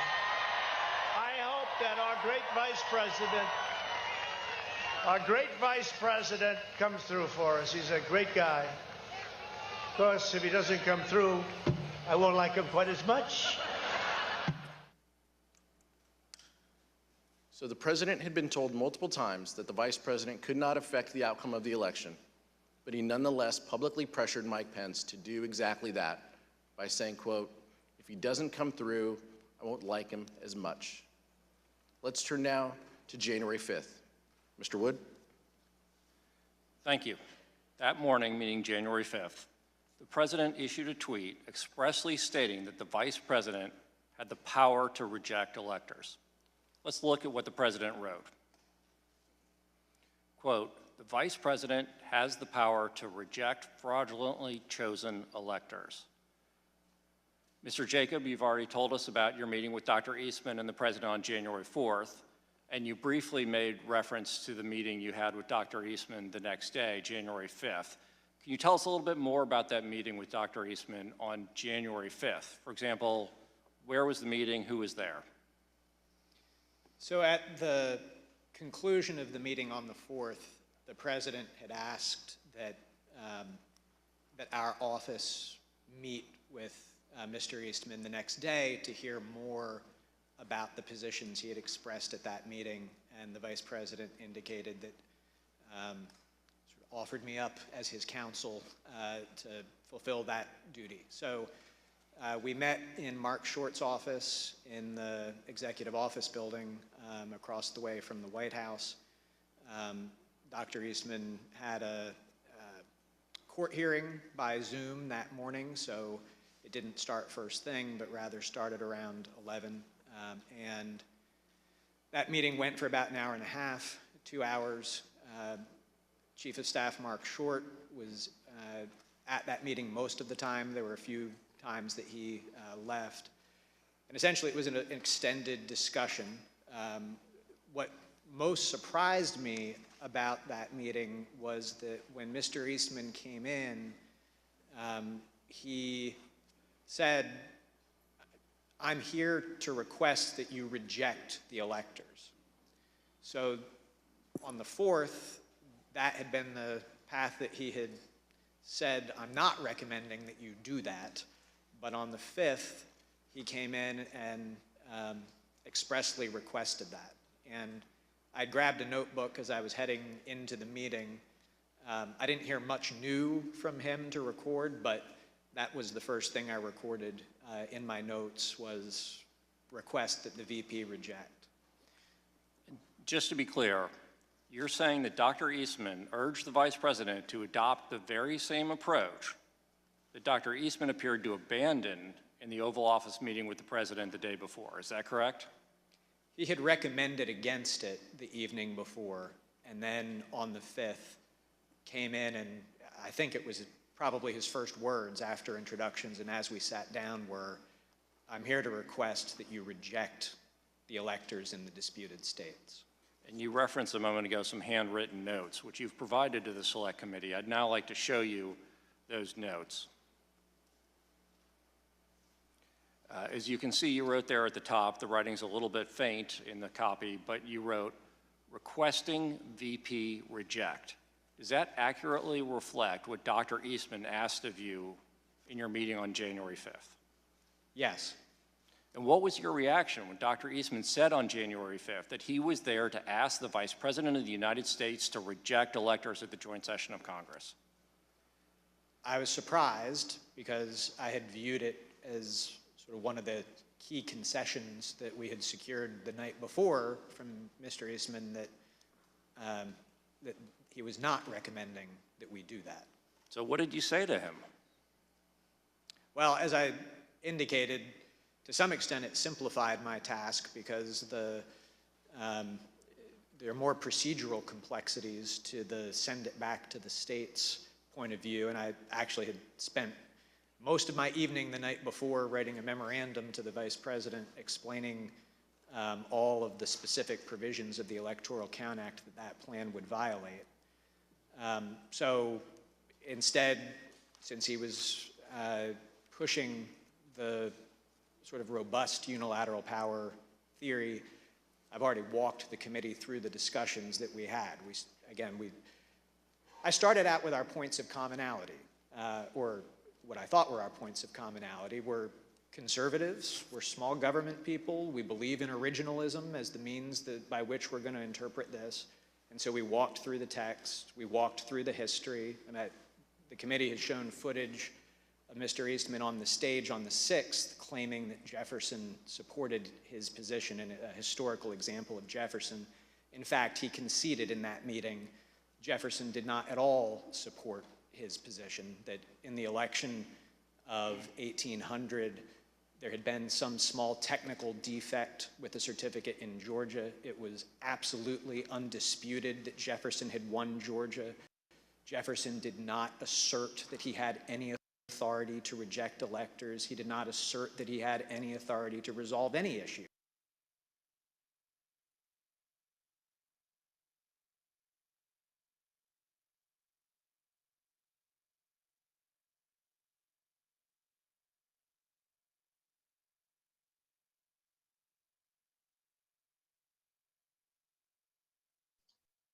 Okay, I'm not sure why the computer, there we go.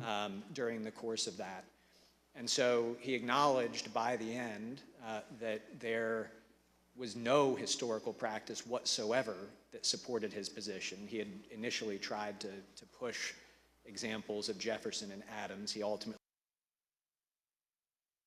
acknowledged they did not work. As we've covered, he acknowledged it would lose 9-0 in the Supreme Court. He again tried to say, but I don't think the courts will get involved in this.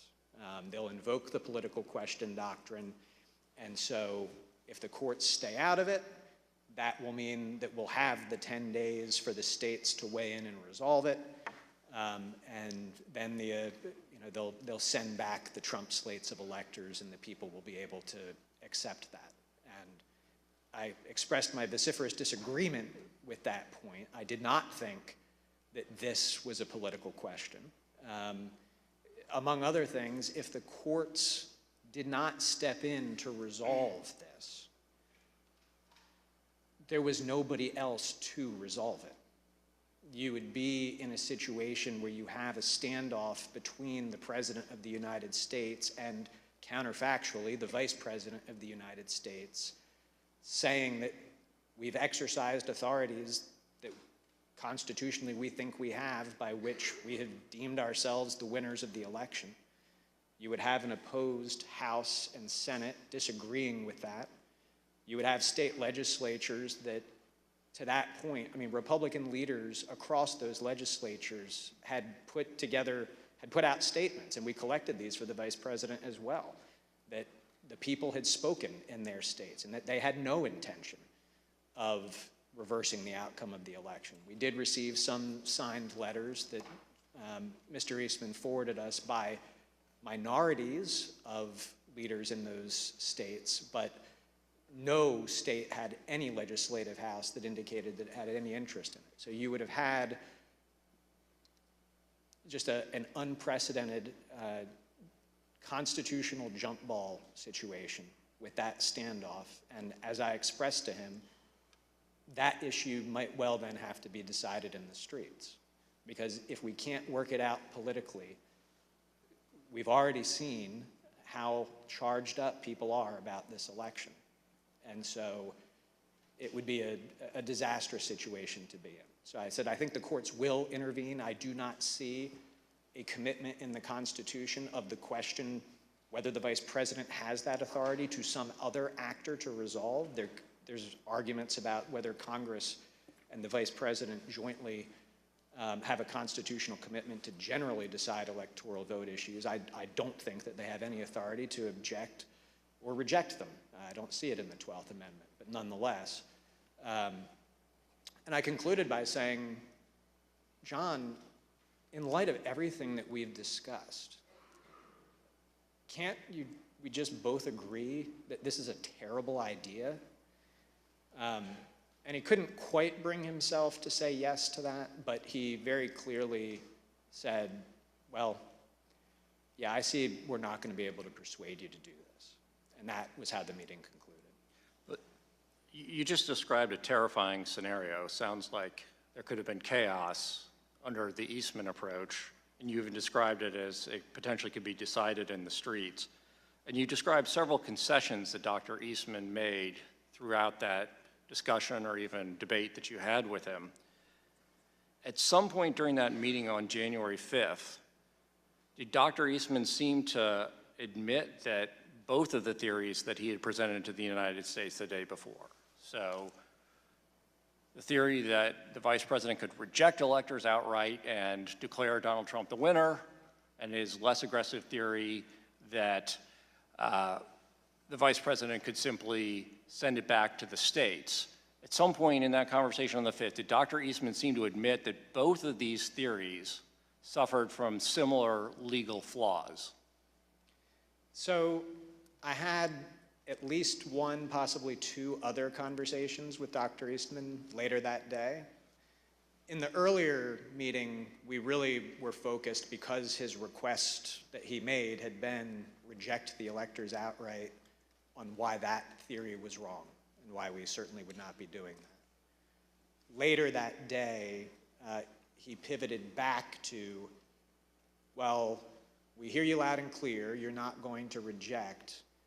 But remember last night, I said that there was this more prudent course where you could just send it back to the states. Would you be willing to do that? And during the course of our discussion about his renewed request that we consider that option, he acknowledged to me, he put it, both Mr. Eastman and myself are graduates of the University of Chicago Law School, and he said, look, as graduates of that august institution, you and I will mutually understand that the underlying legal theory of plenary vice presidential authority is what you have to get there. Because this new theory, as I was pointing out to him, or the procedural theory, still violates several provisions of the Electoral Count Act, as he acknowledged. And the only way that you could ever be able to ignore several provisions of statutory law is if it was pretty clear that they were unconstitutional. And the only way they could be unconstitutional is if the Vice President had the plenary authorities that were formed the basis for the reject the votes as well. So he acknowledged in those conversations that the underlying legal theory was the same. He just thought that the send it back to the states option would be more politically palatable, and he hoped more palatable to the Vice President for that reason. And in fact, when Dr. Eastman made this concession during that meeting, according to your earlier deposition, Dr. Eastman said, just between us, University of Chicago chickens, is that right? I don't think that the University of Chicago is going to start a Chicago Chickens fundraising club. But yes, that is the terminology that he used. He said, you know, just between us Chicago chickens, we will understand as lawyers who have studied the Constitution that the underlying basis really is the same. I reserve the remainder of my time. Thank you, Mr. Wood. Mr. Jacob, the President and the Vice President meet again on that same topic the next day, January 5th, correct? So after my extended meeting with Mr. Eastman that morning, during that time, the Vice President had been back at his residence working on his statement to the nation that we released the next day. He got down to the White House some point between 1 o'clock and 2 o'clock as my meeting with Mr. Eastman was wrapping up. And when we, Mark Short and I went over to meet with the Vice President, and actually we thought maybe we had good news. We felt like we had sort of defeated Mr. Eastman, that he was sort of acknowledging that there was no there. But the Vice President was then asked down to the Oval Office, and he went down to the Oval Office while Mark and I stayed back in the Vice President's office. You weren't in that meeting. I was not. In the book Peril, journalists Bob Woodward and Robert Costa write that the President said, quote, "If these people say you have the power, wouldn't you want to?" The Vice President says, quote, "I wouldn't want any one person to have that authority." The President responds, "But wouldn't it almost be cool to have that power?" The Vice President is reported to have said, "No, look, I've read this, and I don't see a way to do it. We've exhausted every option. I've done everything I could and then some to find a way around this. It's simply not possible. My interpretation is no." To which the President says, "No, no, no. You don't understand, Mike. You can do this. I don't want to be your friend anymore if you don't do this." We asked Mark Short about this during his deposition. An understanding that I would have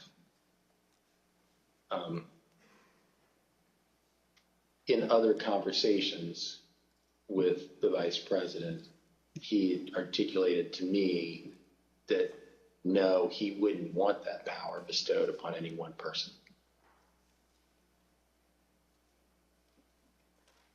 Mr. Jacob, did you, Mr. Short, and the Vice President have a call later that day again with the President and Dr. Eastman?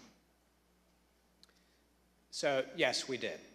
And what did Dr. Eastman request on that call? On that phone call, which I believe was around 5 o'clock that afternoon,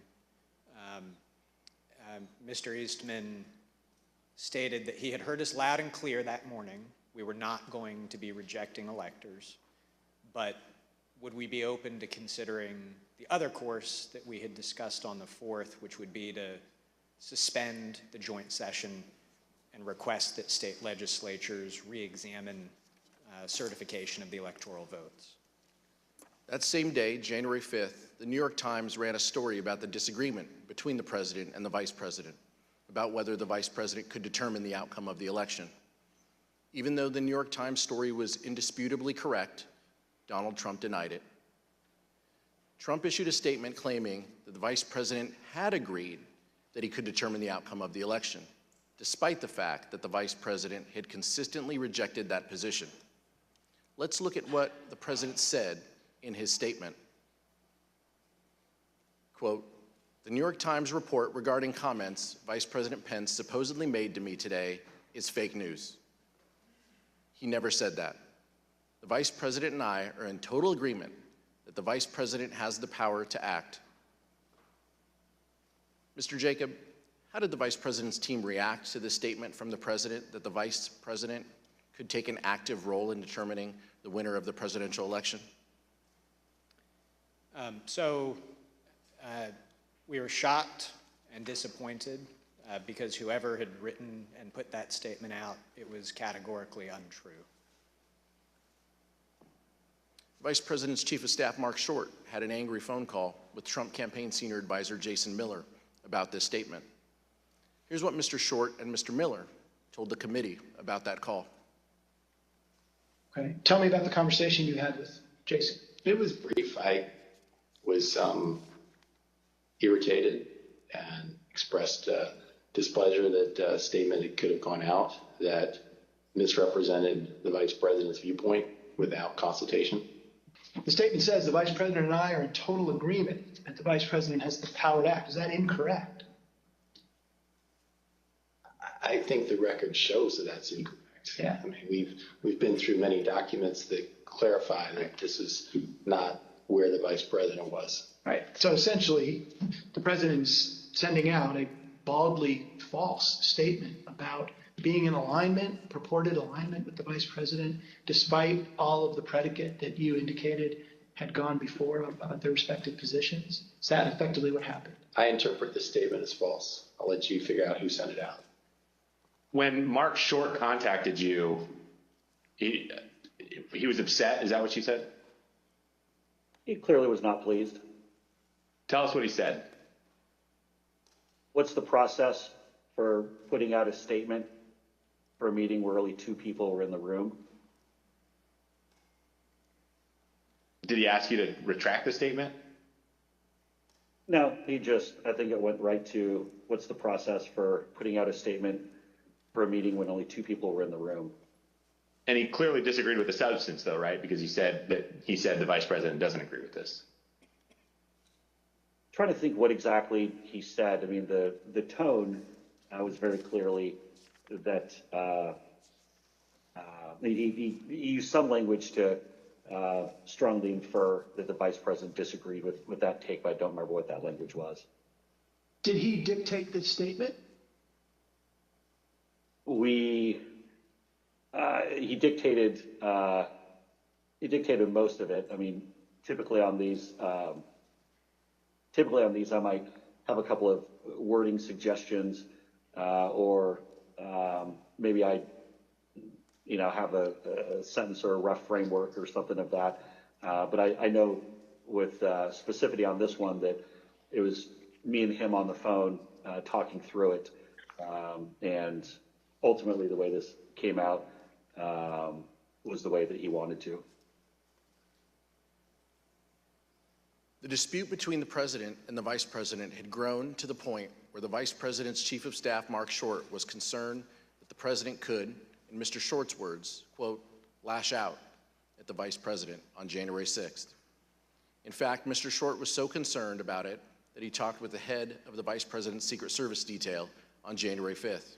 Here is Mr. Short. Concern was for the vice president's security, and so I wanted to make sure the head of the vice president's Secret Service was aware that that likely, as these disagreements became more public, that the president would lash out in some way. After the recess, we will hear that Mark Short's concerns were justified. The vice president was in danger. Mr. Chairman, I reserve. Pursuant to the order of the committee of today, the chair declares the committee in recess for a period of approximately 10 minutes.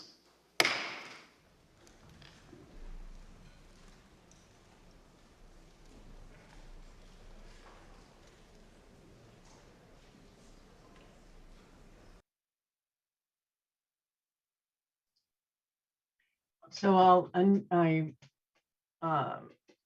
turned off the sound while they're on break. Now's a good time for you if you need to get up and go take a break to do it, stretch, get some coffee, depending on which coast you're on.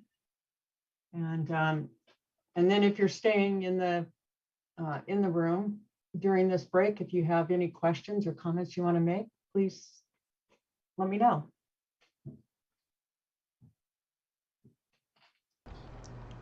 What do you think of my idea for democracide? I think I put it in the chat that democracide, while it may be a real word, will require explanation. And when you have to explain what a term means, then you've lost the messaging game. Well, so in messaging guidance from the experts, they say to talk about this as an attack, a criminal attack on our country. But you're certainly free to, do whatever it is that you feel you need to do. We'll look at the company. We'll look at ecocide. It's a word, and look how big it's gotten. Yeah. That's not doing the same thing with democracide. Same with journalcide, economicide, and one that's I haven't figured out yet. I haven't got a word for it yet. We're trying. Me and a couple of people are trying to come up with a word for it anyway. Something about perverting religion. Well, the people know what crimes are. People know what happens when you commit crimes. Yeah. They know crimes when they see them. They know this was a crime, and crime also, with sufficient evidence, leads to prosecution. I just wonder what's a worser punishment: being charged in front of a country's court, or charged in front of the international courts. Yeah, it won't go to the international courts for a variety of reasons, which I've investigated in the past about the United States and its participation. I know it's not part of. I know it's not. They withdrew their signature from it. Right. That's why if I become president, I'm not only going to put our signature back on it, but make sure that it's permanent, that no future president can remove, anyone can remove it. Well, that'll be interesting to see, Jeffrey. What's your target date to become president? Around 2050. Okay. I might not be here then, but I hope. What do you mean you might not be? You might be dead. Yeah. I hope you'll support me in spirit, though. Well, we'll have to see, but yeah, I'll be. All my family has lived into the 90s, so maybe I'll be here. We'll see. Yeah. How old are you now? I'll be 65. 65. In a couple months. 65, so 2022, 65. That makes it. That was. I'll be 93 in 1950. Oh. If you keep good health, you can actually do it. Trying to. Thank you. Thanks, Jeff. Anybody else have any comments or concerns? What you've seen so far, or what you think is missing?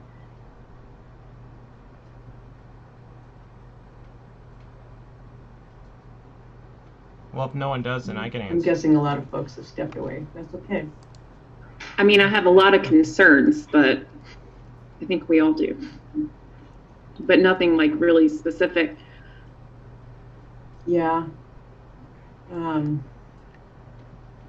I did see Maddow last night say that the judge speaking earlier, and that it's been a lot of Republicans that they've interviewed on the televised hearings, was significant. It is significant. He holds a, every one of the witnesses so far have been Republicans. And I have to really appreciate the thought that went into that. Well, first of all, because it was Republicans who were in the know when this was happening. So it makes all the sense in the world. But the idea that this is somehow a partisan effort by the Democrats to be on a witch hunt is just blown out of the water, completely blown out of the water. I agree. It's a wives' tale. Would you agree? Yeah. The witch hunt thing. He just made up that wives' tale just to get pressure off him. I think. Is that right? Well, he just keeps on lying. Yeah, and I doubt even he doesn't know how to do anything else but lie. And that's the thing. Oh, sorry. Go on. No, I was just saying that his lying is what is key to all of this. Is he lied for in his whole life before he even became a candidate for president, and he never could figure out how to stop, I guess. Two things. One, that's why we need background checks for those who want to be president to make sure, if they lie like Donald Trump does, then they shouldn't be allowed to run for office. If you know what I mean.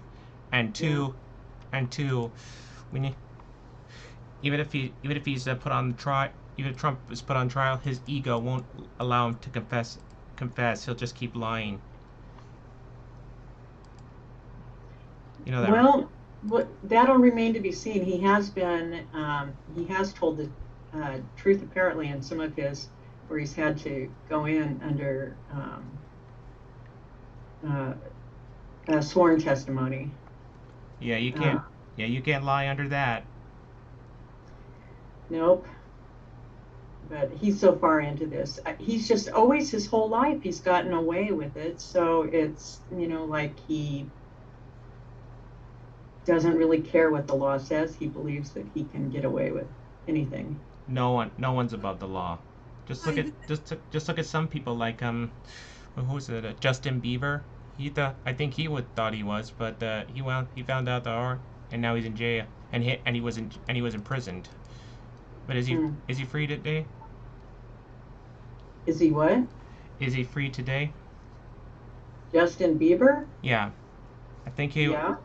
Yeah, I think he was one of those people that thought he was above the law, but he got prosecuted for then. And take a look at Harvey Weinstein. He got prosecuted, and now he's serving time in jail. Hi, this is Connie Velvet. Could I, in Seattle, could I jump into the conversation? Yes. Go ahead. So speaking of lying, what strikes me a lot about January 6th is that the MAGA media played a big part. We are dealing with a huge infrastructure for affecting public opinion that on the right that's committed to promoting right-wing lies, and that contributes to Trump's strength. If he didn't have an echo chamber, supporting his lies, he wouldn't have a fraction of the power that he has. And unfortunately, we don't have that on the progressive side. And the Democrats have nothing like that. So I'm reading a book called Battling the Big Lie by Dan Pfeiffer. Mm-hmm. Have you heard of it? I haven't. I haven't read it yet, but I have it. I started reading it after the first hearing. I was so upset I couldn't sleep. So I started reading this book. And it creates such a clear picture of what we're up against. And so you know that the subtitle is How Fox, Facebook, and the MAGA Media Are Destroying America. That's our biggest challenge, facing that. We actually have a project that we have been undertaking to get Gigi Son, President Biden's nominee to the Federal Communications Commission. Oh, yes. To get her, she is an advocate for consumers. She's completely qualified for the job. And wonderful. I love her. She's wonderful. I love her. But I hope she gets through with the right-wing lobby and the right-wing media lie machine is characterizing her as extreme. So it's not just the right wing; it's also Democrats, former elected Democrats, or corporate Democrats. Corporate Democrats, yeah. Oh, really? Yeah. It's Heidi Heitkamp. It's a group called One America. It's a PAC, and I've heard of that. Yeah. They have spent millions and millions and millions and millions of dollars on taking Gigi Son down because it works to their benefit not to have regulations. Oh, yeah. I see Joe has her hand up. Joe, go ahead. Oh, I was just, I'm going to ask a rhetorical question. How many sleepless nights do you think Pence had? Yeah, I don't know. I don't know if he had any. Yeah. Well, I mean, the pain is being pressured, and I'm going, Yeah, but the threat is that Trump will be his friend. After serving as Trump's lapdog for, 5 years. I maybe he did. Maybe he did have some. I don't know. I hope we need the fairness doctrine back. No, we need something else, but not the fairness doctrine. Something more improved? Yes, something definitely improved. The fairness doctrine would require that we give equal time to both sides as if they're the same. There needs to be some adjustment change for telling the truth. And now I'm going to go ahead and turn the volume back on the hearing here. Thank you, everybody. If you'll remute yourself so that there's no interruptions. Thanks.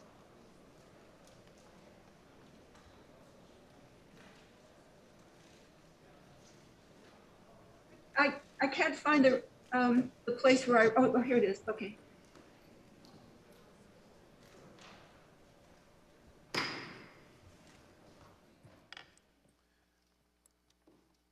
Committee will be in order. Gentleman from California, Mr. Aguilar, is recognized.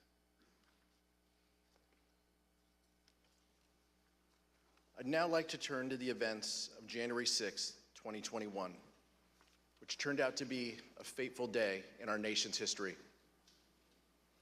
Despite the fact that the Vice President consistently told the President that he did not have and would not want the power to decide the outcome of the presidential election, Donald Trump continued to pressure the Vice President, both publicly and privately. As you will hear, things reached a boiling point on January 6th, and the consequences were disastrous. In the middle of the night, on January 5th, into the morning of the 6th, around 1 a.m., President Trump tweeted at the Vice President, meaning that the comments in response to the President's tweet would also show up on the Vice President's Twitter feed.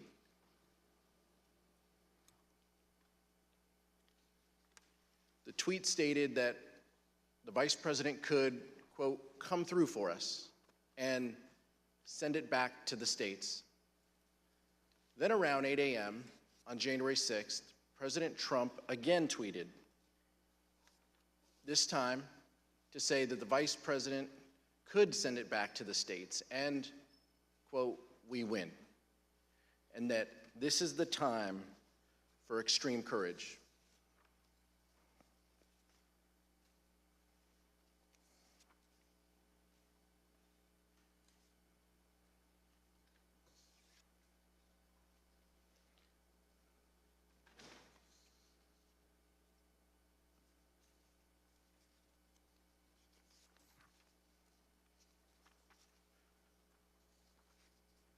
Mr. Short told us during his deposition that the Vice President started a meeting on January 6th in prayer.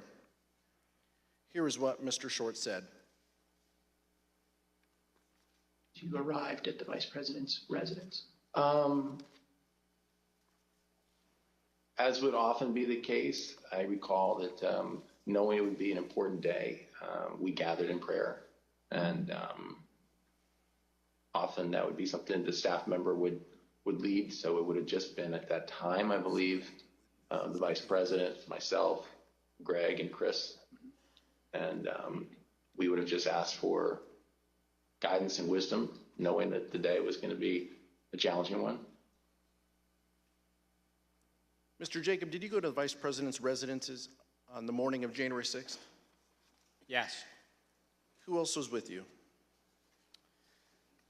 Mark Short, Devin O'Malley, our communications director, and Chris Hodgson, our legislative affairs director.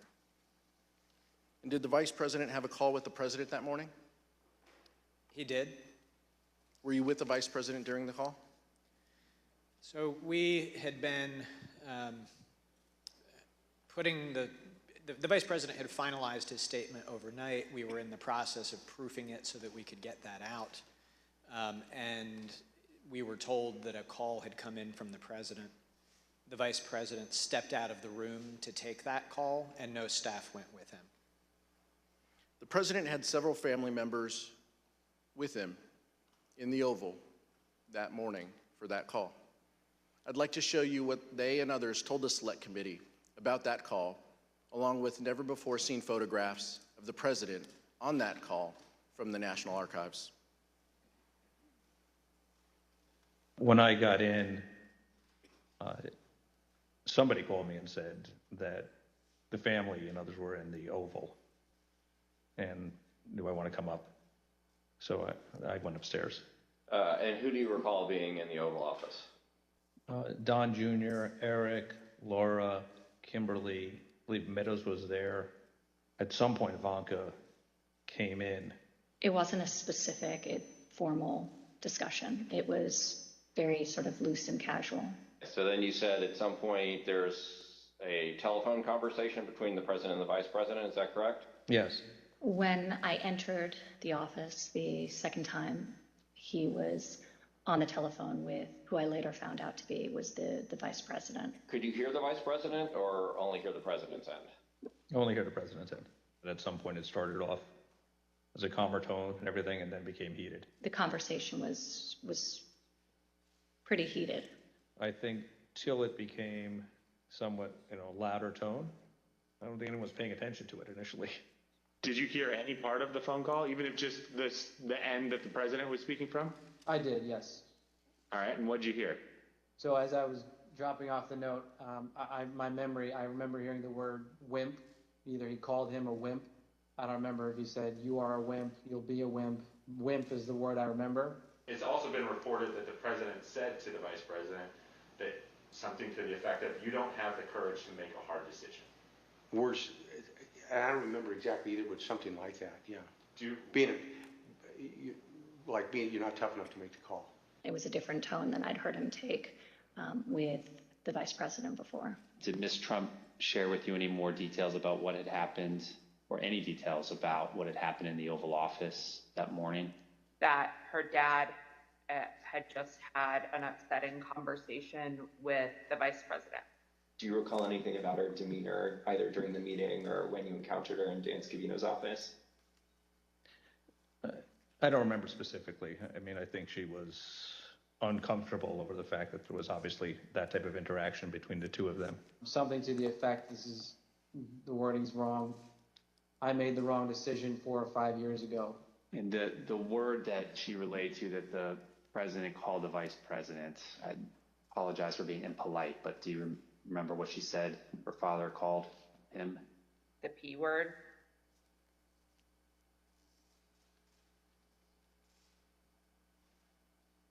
Mr. Jacob, how would you describe the demeanor of the vice president following that call with the president? When he came back into the room, I'd say that he was steely, determined, grim. Of course, the most dangerous part of what Donald Trump did on January 6th was what he did himself. As will be discussed in detail in a future hearing, our investigation found that early drafts of the January 6th ellipse speech prepared for the president included no mention of the vice president. But the president revised it to include criticism of the vice president and then further ad-libbed. Here is what the president said on January 6th after his call with Vice President Pence. I hope Mike is going to do the right thing. I hope so. I hope so. Because if Mike Pence does the right thing, we win the election. All Vice President Pence has to do is send it back to the states to recertify. And we become president, and you are the happiest people.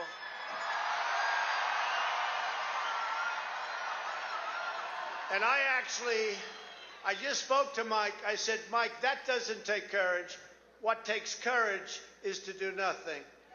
That takes courage. And then we're stuck with a president who lost the election by a lot, and we have to live with that for 4 more years. We're just not going to let that happen.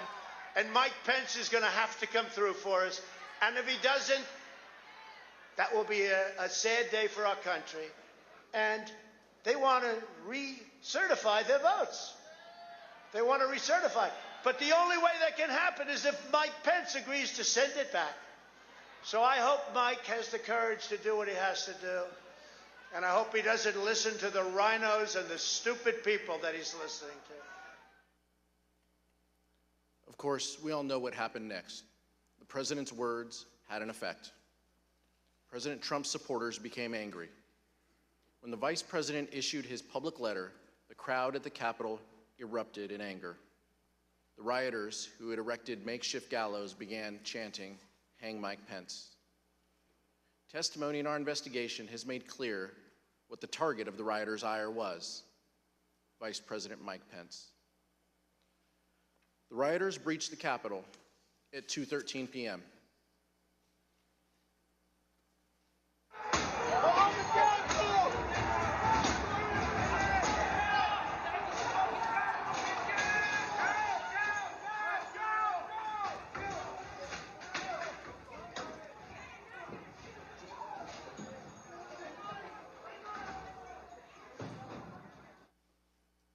Now let's take a look at what was going on at the White House at this time.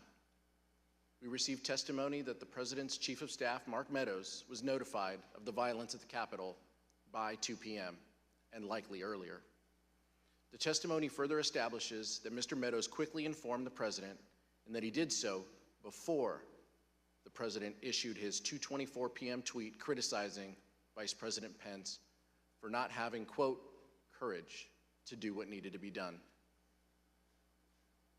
Here is what the President wrote in his 2:24 p.m. tweet while the violence at the Capitol was going on. And here is what the rioters thought. Nothing but a traitor, and he deserves to burn with the rest of them. So it's all escalated after Pence. What happened to Pence? Pence didn't do what we wanted. Pence voted against Trump. Okay, and that's when all this started? Yep. That's when we marched on the Capitol. We've been shot at with rubber bullets, tear gas. We just heard that Mike Pence is not going to reject any fraudulent elector votes.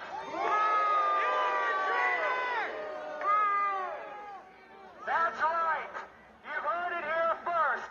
Mike Pence has betrayed the United States of America. Fuck you, Mike Pence. Mike Pence has betrayed this president, and he has betrayed the people of the United States, and we will never, ever forget. It's real simple. Pence betrayed us, which apparently everybody knew he was going to, and the president mentioned it like 5 times when he talked. You can go back and watch the president's video. This is our Capitol. Let's be respectful to him. There's 4 million people coming in, so there's a lot of control. We love you guys. We love the cops. It's only a matter of time. Justice is coming. Although the President's Chief of Staff, Mark Meadows, has refused to testify before this committee, Mr. Meadows' aide, Ben Williamson, and White House Deputy Press Secretary Sarah Matthews testified that Mr. Meadows went to the dining room near the Oval Office to tell the President about the violence at the Capitol before the President's 2:24 p.m. tweet. In future hearings, you'll hear more about exactly what was happening in the White House at that time. But here is what some White House staff told the Select Committee. Do you know where he went? Yes, I followed him down the hallway, and I followed him into the outer Oval corridor, which is the hallway between the Oval Office hallway and the outer Oval section of the Oval Office. I followed him into that little corridor hallway. I saw him walk into outer Oval. I maybe took a step into outer Oval and then left. And I don't know where he went outside of that, but it looked like he was headed in the direction of the Oval Office. You know, we had all talked about at that point about how it was bad and the, you know, situation was getting out of hand. And I know Ben Williamson and I were conferring, and we thought that the president needed to tweet something and tweet something immediately. And I think when Kaylee gave us that order of don't say anything to the media, I told her that I thought the president needed to tweet something. And then I remember getting a notification on my phone, and I was sitting in a room with Roma and Ben, and we all got a notification. So we knew it was a tweet from the president, and we looked down, and it was a tweet about Mike Pence. I believe I had sent him a text saying that we may want to put out some sort of statement because the situation was getting a little hairy over at the Capitol. And then it was common for, after I would text him, I would just go down and see him in person. You went down to speak with Mark Meadows after this. What was that conversation? Very brief. I went down and told him the same thing I have in the text that I can recall. And I don't remember anything that was said between us other than I told him that. And to my recollection, he immediately got up and left his office. Our investigation found that immediately after the president's 2:24 p.m. tweet, the crowds both outside the Capitol and inside the Capitol surged. The crowds inside the Capitol were able to overwhelm the law enforcement presence, and the vice president was quickly evacuated from his ceremonial Senate office to a secure location within the Capitol complex.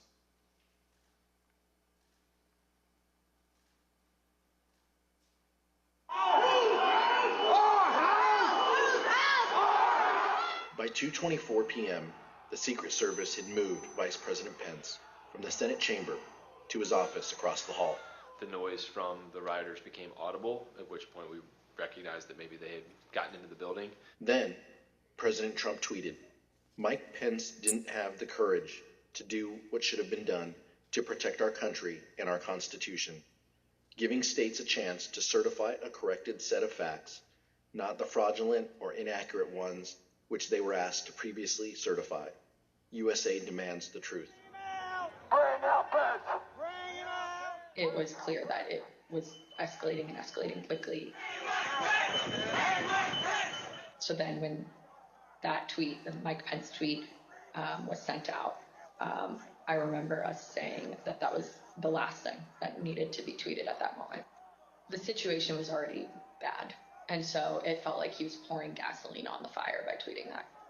30 seconds later, rioters already inside the Capitol opened the East Rotunda door just down the hall. And just 30 seconds after that, rioters breached the crypt, one floor below the vice president. The Secret Service couldn't control the situation and do their job of keeping him safe.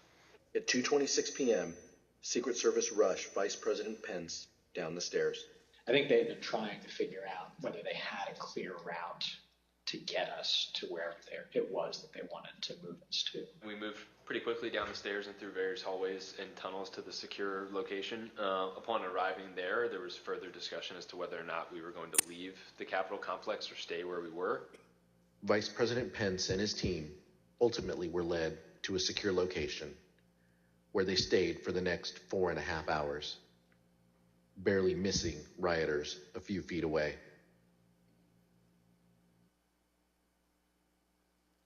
Approximately 40 feet. That's all there was. 40 feet between the vice president and the mob. Mr. Jacob, you were there, seeing that for the first time. Does it surprise you to see how close the mob was to the evacuation route that you took?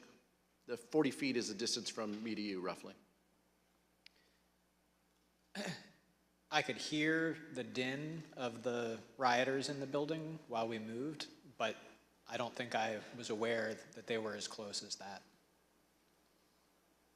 Make no mistake about the fact that the vice president's life was in danger. A recent court filing by the Department of Justice explains that a confidential informant from the Proud Boys told the FBI that the Proud Boys would have killed Mike Pence if given a chance.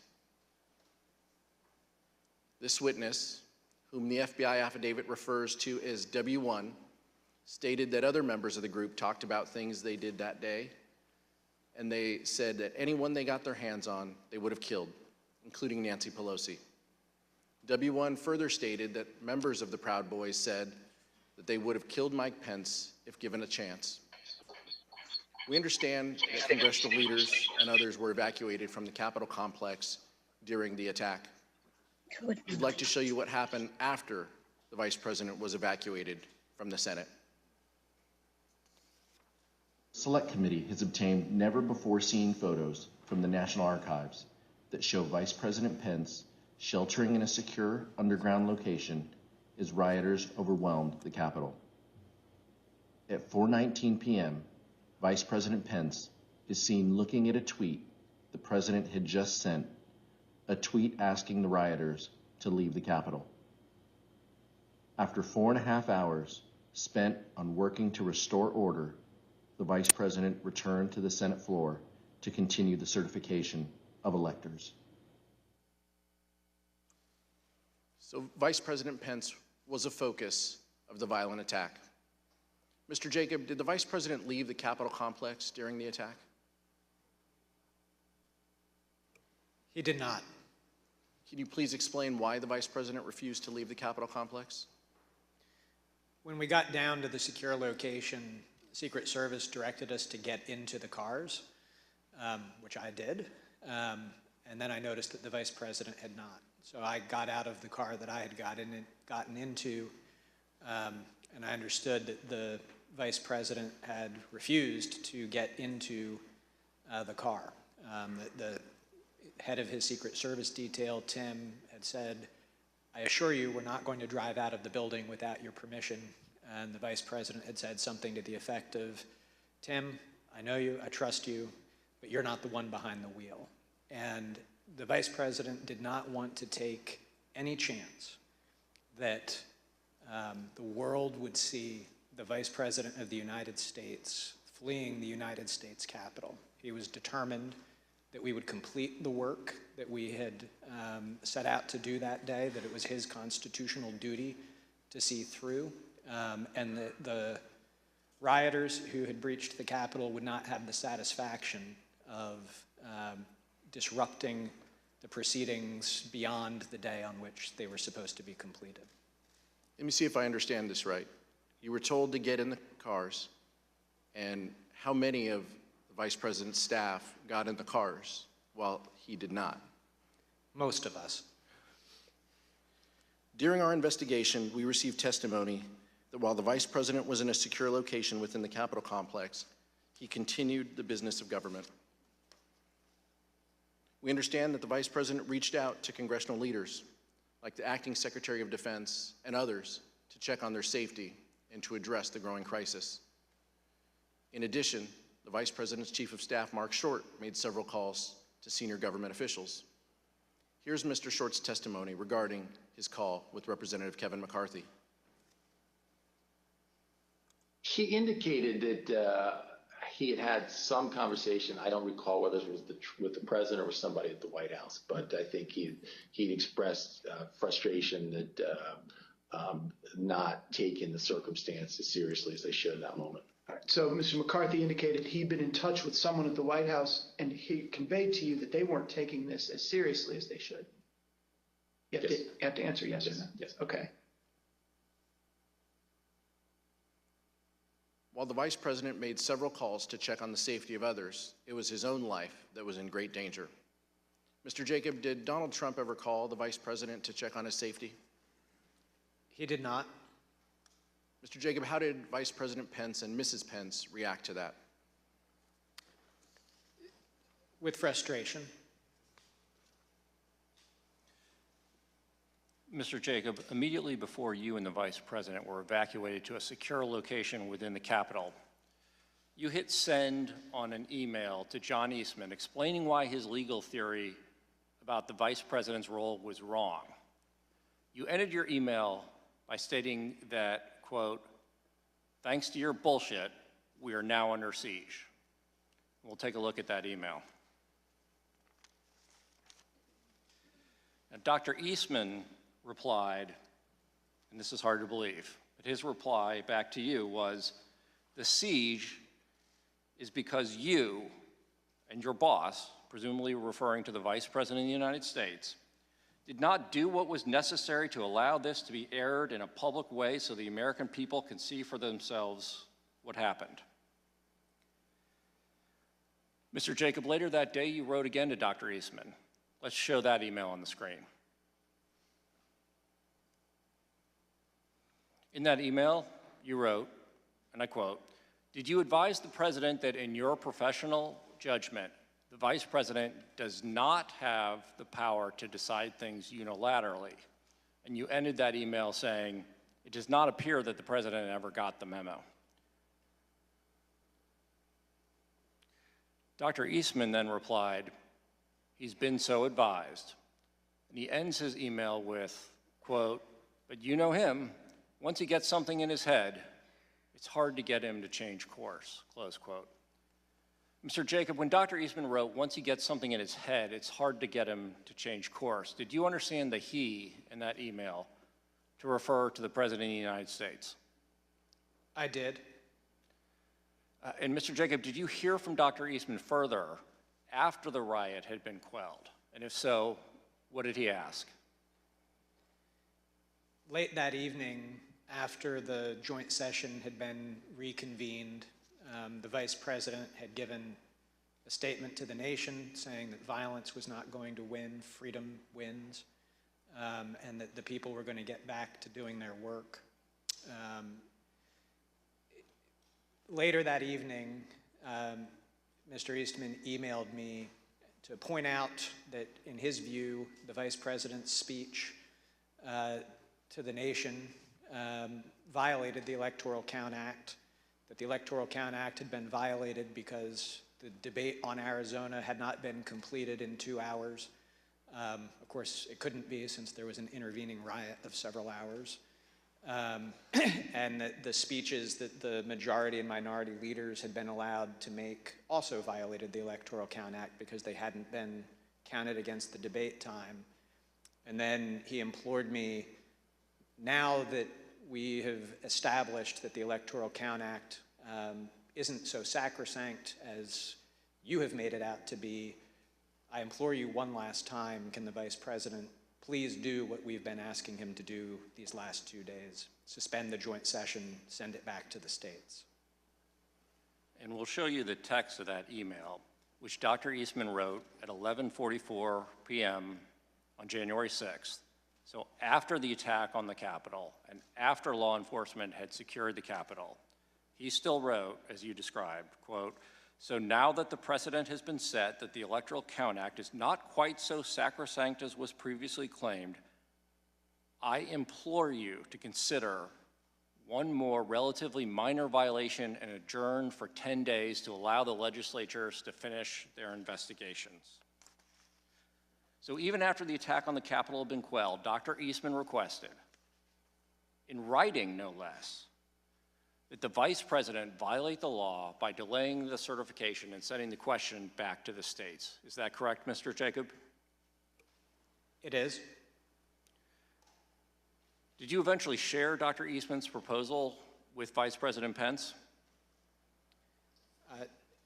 Not right at that time, because the Vice President was completing the work that it was his duty to do. But a day or two later, back at the White House, I did show him that final email from Mr. Eastman. And what was Vice President Pence's reaction when you showed him the email where Dr. Eastman, after the attack on the Capitol, still asked that the Vice President delay certification and send it back to the states? He said, "That's rubber room stuff." I'm sorry, Mr. Wood. He said it's rubber room stuff? Yes, Congressman. What did you interpret that to mean? I understood it to mean that after having seen play out what happens when you convince people that there is a decision to be made in the Capitol legitimately about who is to be the president and the consequences of that, that he was still pushing us to do what he had been asking us to do for the previous 2 days, that was certifiably crazy. We know that the Vice President did not do what Dr. Eastman requested because he presided over the completion of the counting of electoral votes late in that evening. The number of electors appointed to vote for President of the United States is 538. Within that whole number, a majority is 270. The votes for President of the United States are as follows. Joseph R. Biden, Jr. of the state of Delaware has received 306 votes. Donald J. Trump of the state of Florida has received 232 votes. The whole number of electors appointed to vote for Vice President of the United States is 538. Within that whole number, a majority is 270. The votes for Vice President of the United States are as follows. Kamala D. Harris of the state of California has received 306 votes. Michael R. Pence of the state of Indiana has received 232 votes. The announcement of the state of the vote by the President of the Senate shall be deemed a sufficient declaration of the persons elected President and Vice President of the United States, each for the term beginning on the 20th day of January, 2021, and shall be entered together with the list of the votes on the journals of the Senate and the House of Representatives. Mr. Jacob, we heard earlier that you and the Vice President and the team started January 6th with a prayer. You faced a lot of danger that day, and this is a personal question. But how did your faith guide you on January 6th?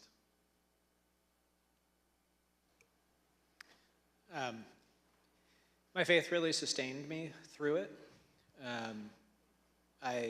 Down in the secure location, pulled out my Bible, read through it, and just took great comfort. Daniel 6 was where I went, and in Daniel 6, Daniel has become the second in command of Babylon, a pagan nation, but he completely faithfully serves. He refuses an order from the king that he cannot follow, and he does his duty consistent with his oath to God. And I felt that that's what had played out that day. It spoke to you? Yes. At the end of the day, Mark Short sent the Vice President a text message with a Bible verse. Here's what he told the Select Committee. At 3:50 in the morning, when we finally adjourned and headed our own ways, I remember texting the Vice President a passage from 2 Timothy chapter 4, verse 7 about, I've fought the good fight, I've finished the race, I've kept the faith. He started his day with a prayer and ended his day with a Bible verse. I've fought the good fight, I've finished the race, I've kept the faith.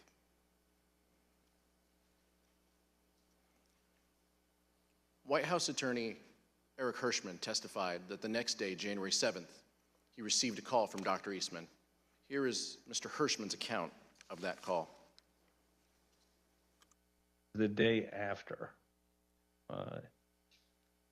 Eastman, I don't remember why he called me, or he texted me or called me, wanted to talk with me, and he said he couldn't reach others. And he started to ask me about something dealing with Georgia and preserving something potentially for appeal. And I said to him, are you out of your effing mind?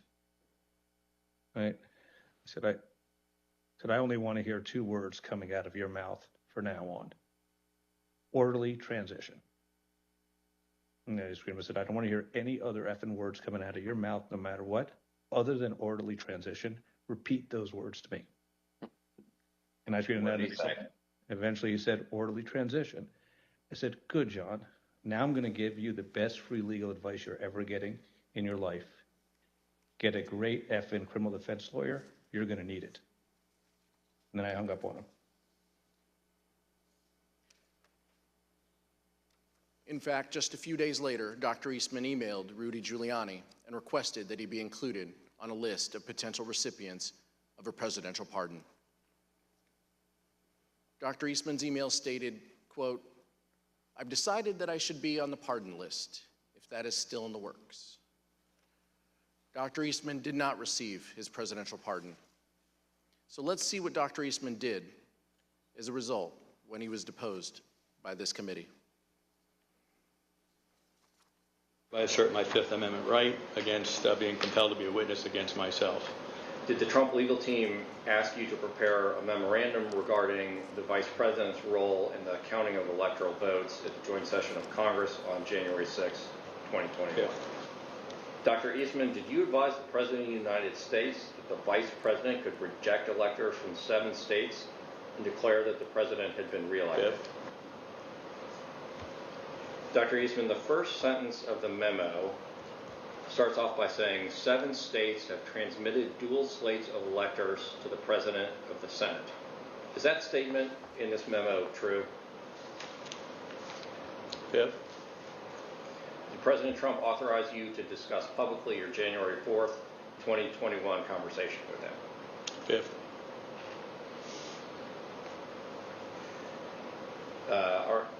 So is it your position that you can discuss in the media direct conversations you had with the President of the United States, but you will not discuss those same conversations with this committee? Fifth. Dr. Eastman pled the Fifth 100 times.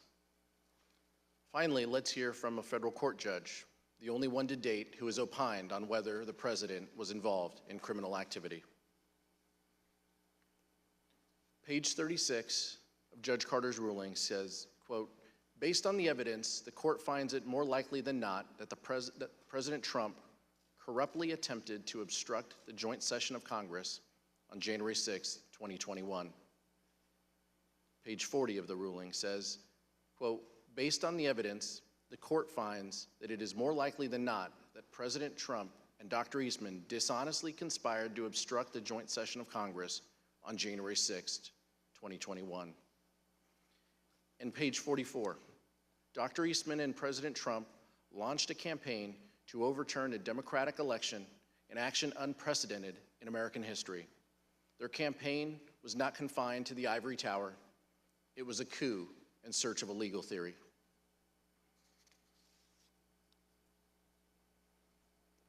Mr. Jacob, what would have happened to our democracy if Vice President Pence had gone along with this plan and certified Donald Trump as the winner of the 2020 election? So there would have been short-term and long-term effects. The short-term I previously described, a constitutional jump ball situation, political chaos in Washington, lawsuits, and who knows what happening in the streets. And you would have had the Vice President of the United States having declared that the outcomes of these state elections were incorrect. So for all of those reasons, there would have been significant short-term consequences. But in the long term, we would have established a situation where a vice president would have asserted that one person could have the authority to determine the outcome of an election, which is antithetical to everything in our democracy. It's antithetical to the rule of law. And so it would have been significant impacts, both in the short and the long term.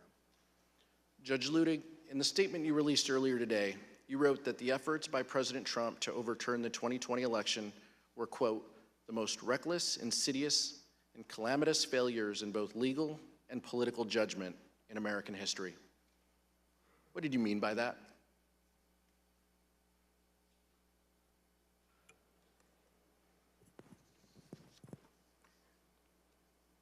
Exactly what I said, Congressman. Thank you, Judge. Thank you, Mr. Jacob. Mr. Chairman, I yield back.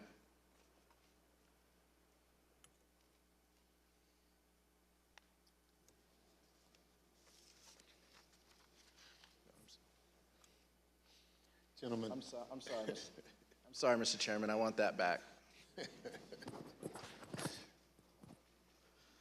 Mr. Chairman, this was an informative hearing, a powerful hearing. I'm grateful for your leadership and the leadership of the distinguished Vice Chair.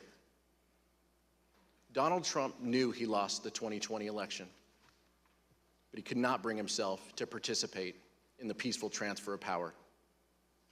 So he latched on to a scheme that, once again, he knew was illegal. And when the Vice President refused to go along with it, he unleashed a violent mob against him. When we began, I asked how we got to this place. And I think the answer to that question starts with the fact that people in positions of power put their political party before their country. It cannot be allowed to continue. I'll yield back now, Mr. Chairman. Thank you very much. Without objection, the chair recognizes the gentlewoman from Wyoming, Ms. Cheney, for a closing statement. Thank you very much, Mr. Chairman. Thank you to my colleague, Representative Aguilar, and thank you very much to our witnesses today, Mr. Jacob and Judge Luttig. Thank you for being here with us.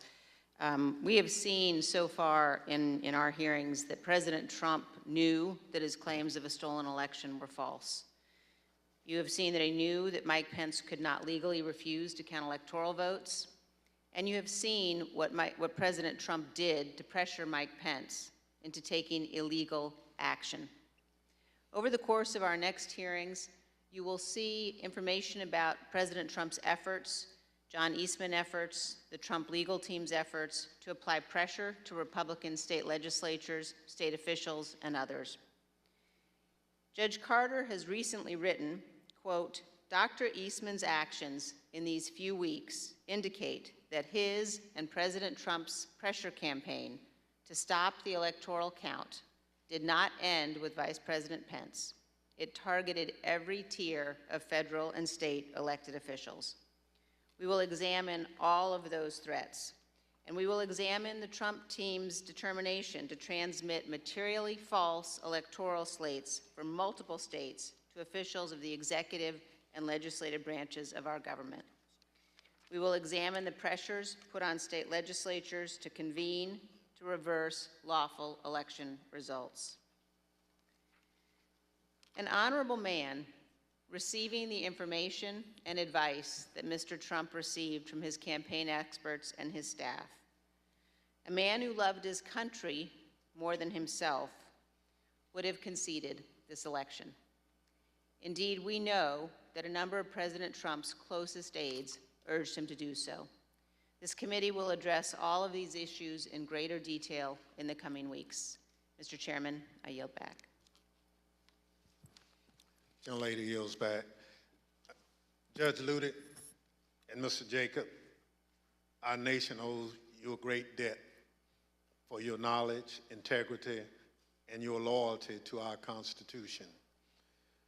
You and Vice President Pence are exactly the people our nation needed at a critical time. You had the courage to do what was right. In the weeks leading up to January 6th, many people failed this test when they had to choose between their oath to the country or the demands of Donald Trump.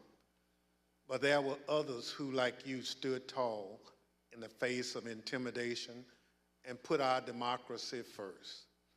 They include the judges who rejected the bogus claims of election fraud, the senior Justice Department officials who stood up to Donald Trump, and the state officials whom we will hear from at our next hearing. We are deeply grateful to your courage and devotion to our country. There are some who think the danger has passed, that even though there were violence and a corrupt attempt to overturn the presidential election, the system worked. I look at it another way. Our system nearly failed and our democratic foundation destroyed, but for people like you. Judge Luttig, I want to give you an opportunity to share your thoughts on the ongoing threat. You've written the clear and present danger to our democracy. Now is that former President Donald Trump and other political allies appear prepared to seize the presidency in 2024 if Mr. Trump or one of his anointed candidates is not elected by the American people. What do you mean by this?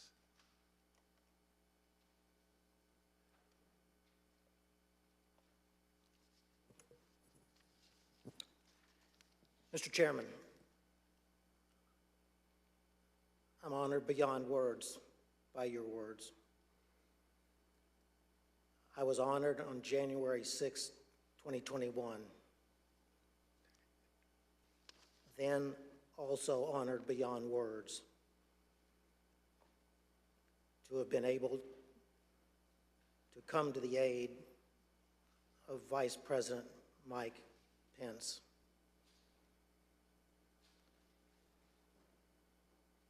I prayed that day, just like the Vice President prayed that day. I believe we may have prayed the same prayer to the same God. I prayed that same prayer with my wife this morning before I came into these hearings.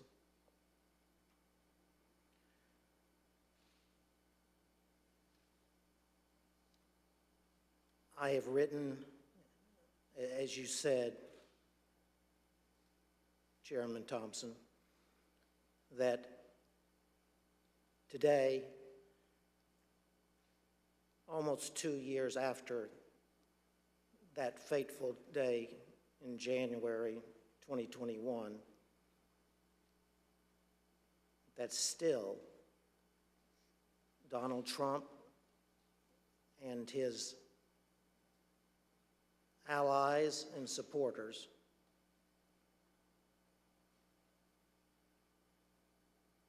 are a clear and present danger to American democracy. That's not because of what happened on January 6th. It's because to this very day, the former president, his allies and supporters pledge that in the presidential election of 2024, if the former president or his anointed successor as the Republican Party presidential candidate were to lose that election, that they would attempt to overturn that 2024 election in the same way that they attempted to overturn the 2020 election, but succeed in 2024 where they failed in 2020. I don't speak those words lightly. I would have never spoken those words ever in my life, except that that's what the former president and his allies are telling us. As I said in that New York Times op-ed,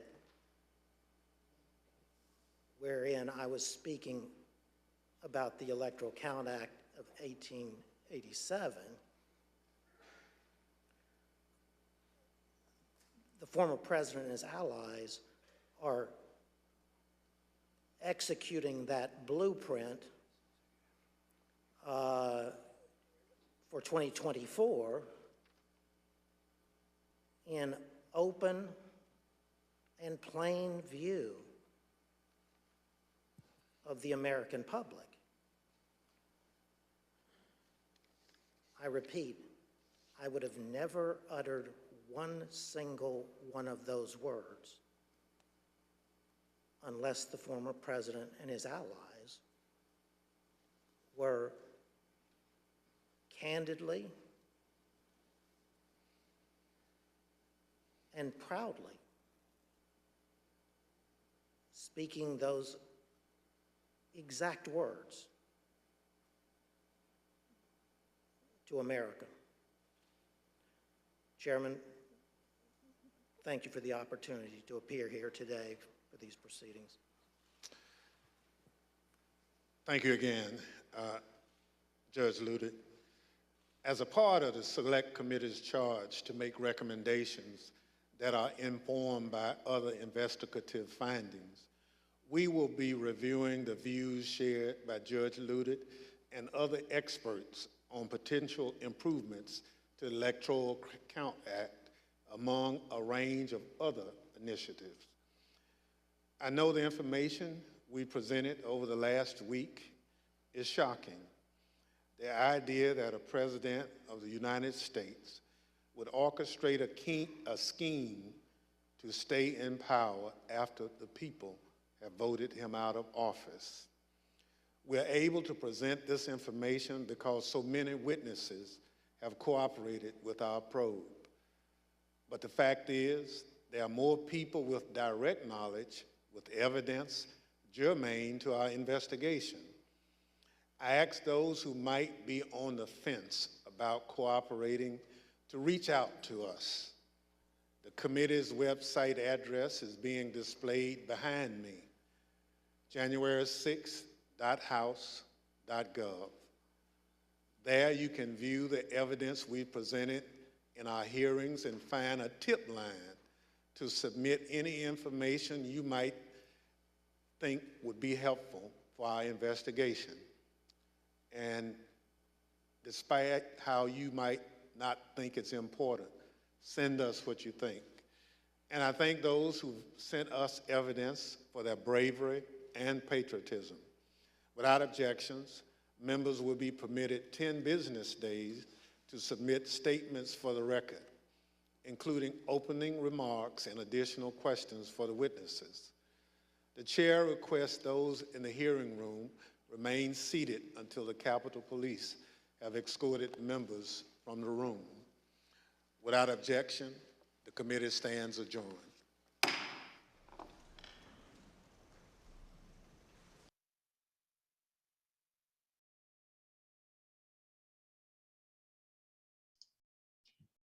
Wow, that was an ending of all endings, I would say.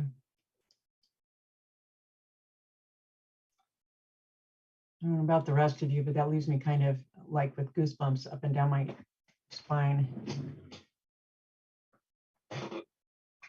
Boy, I'll say. Yeah. Well, we know what we're going to hear now in the next hearing. And can you repeat it to us just in case? I'm sorry, what? Can you repeat it to us what we're going to hear in the next hearing just in case we missed it? It was about the further actions of the president and the attorney, Mr. Eastman, they said, and they'll be further defining what they're going to hear. I suspect we're going to see maybe a video this evening like we did from Liz Cheney after the Tuesday presentation, Tuesday hearing. In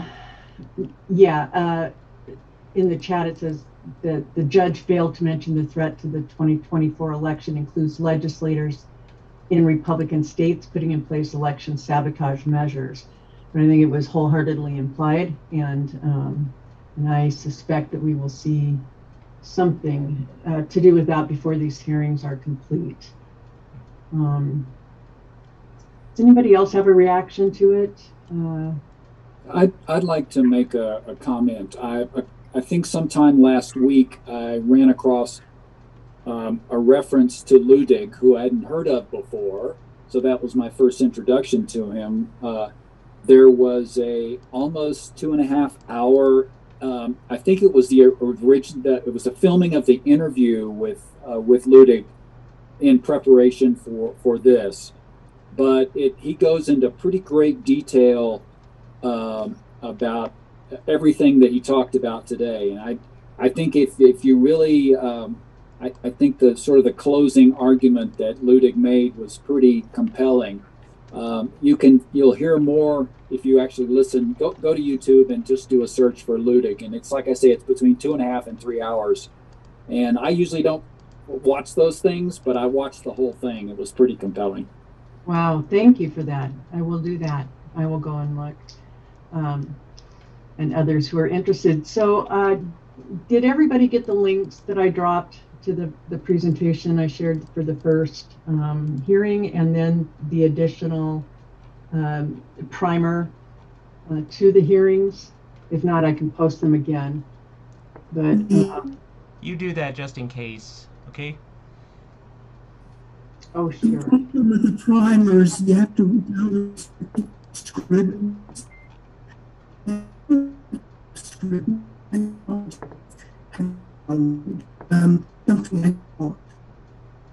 You're having a bit of a connection problem, but what I will do is drop. I'm hotspot. Yeah, I understand. I want a monopoly cable company who broadcasts Fox. I'd rather keep on hotspot and have a slower connection. Oh, so I heard Fox and cable, and so I'll just mention that. I take on my video, it's be better without my video. So I mentioned the connection is slow. It's a hotspot connection. Yes. Now, I don't want the script, whatever it is, in my system. I don't want to subscribe to it. And so what I need is to get the primer. I have one of the items, but not the other one. The other one required that download, which I don't want. Oh yes, I heard you say that. When you go to the page for the primer, go to justsecurity.org where it's contained, and look for it. And on the page where it is, it's also listed in Scribe. You can read it then directly on the computer screen. You don't have to download it. If you do have Scribe, it's a service I have that I find.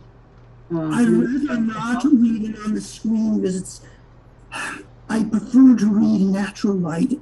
I can't read extensively on the screen. I read petitions, small things, but just too much on my posture to read all these hours on the screen. It's hard on my eyes also. No, I understand. Okay, so I will send it to you, but the Mobilize messaging doesn't allow for the attachment of documents to those emails. So I'll have to send it to you separately. So I will make sure to send it to you at the email address registered at. Yeah, thank you. Then one last thing. Luther, whatever it is, he spoke so slowly and it put me into a doze. I hate to tell you this, is good. He's excellent defending the country, but just he spoke so slowly. Yeah, well, I think you probably partly due to age and partly due to wanting to be extremely careful as to what wording he used, and to make sure that his language was as concise as he could get it. But I appreciate your reaction to it. So we will again be hosting watch parties on Tuesday. For those of you who attend our regular Cup of Joe on Tuesday, we won't be having it. We'll be doing the watch party instead. I've sent out a message to that effect, and then we will watch again on Thursday. We don't have a date yet for the final hearing, which will be in prime time. I imagine what they're doing is working on scheduling with C-SPAN to make sure that they have it completely covered. This one did go on a bit longer than the 2 hours, but at least there wasn't a 45-minute wait at the beginning like we saw on Monday. So Anyway, Hold any up. last comments? Hold up. You said not having a watch party. Does that mean you're not going to do it live anymore? What concerns you? No, we are going to do it live, just like we did today. Then what does it mean that you're not going to do this? What you just said? Which means I'm going to do this, exactly what we did today.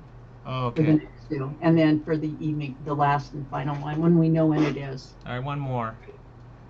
Yeah, I did manage to post the link to the January6.house.gov thing. So how should we turn it into if we want to share it on social media, how do we turn it into a post? The link to that? Yeah. Like say if you have evidence or something, how do we, And let me talk to you separately about that, Jeffrey, instead of keeping everybody here because it has run over. Anything else? Heidi, I really appreciate your additions in the chat. You've always got good resources. Appreciate that. Thank you. And nice to see you folks here. We'll look again for you on Tuesday. Okay, I had to think about which day of the week it was. On the 21st, on Tuesday. But wait a minute. I want to thank you. I want to thank you for everything you're doing to bring this together. This is really great. I appreciate it. Well, thank you. My pleasure. I think it's really important. We all saw what happened in real time on January 6th. We need to all understand the conspiracy behind it, the people behind it, and make sure that this never ever happens again. But wait a minute. Yeah. Hold on. Sorry. Something just how do you say? What about the one on next Wednesday? Is there going to be one on this Wednesday? No, not right now. There's not one scheduled for next Wednesday. It's for the 21st, which is Tuesday, and the 23rd, which is Thursday. Just wonder why my DVR said keeping the 21st the Wednesday one. Could have been that they had one originally scheduled for that time, and now they don't. Wish they updated now. Yeah. So anyway, thank you, everybody. I hope that you have a really great day. And we'll look forward to seeing you again real soon. Oh, and you can even join us for our discussion tomorrow night. So have a good one. Bye-bye.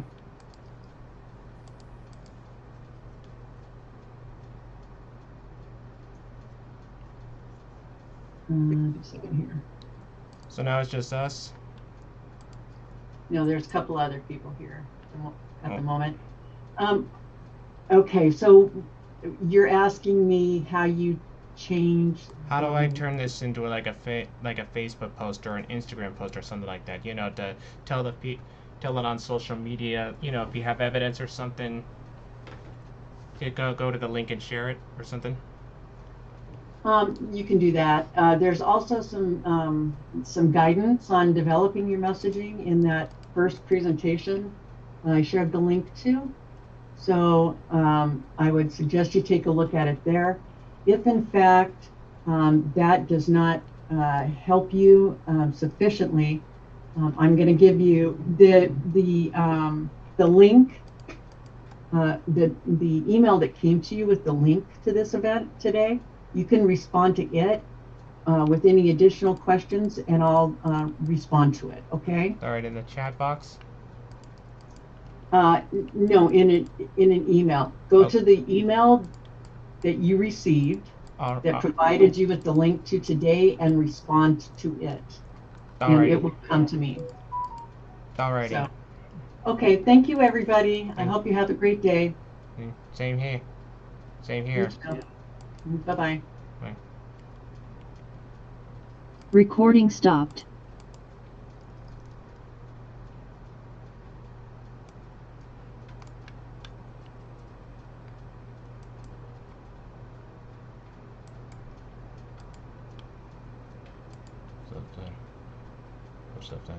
Well, wasn't that good?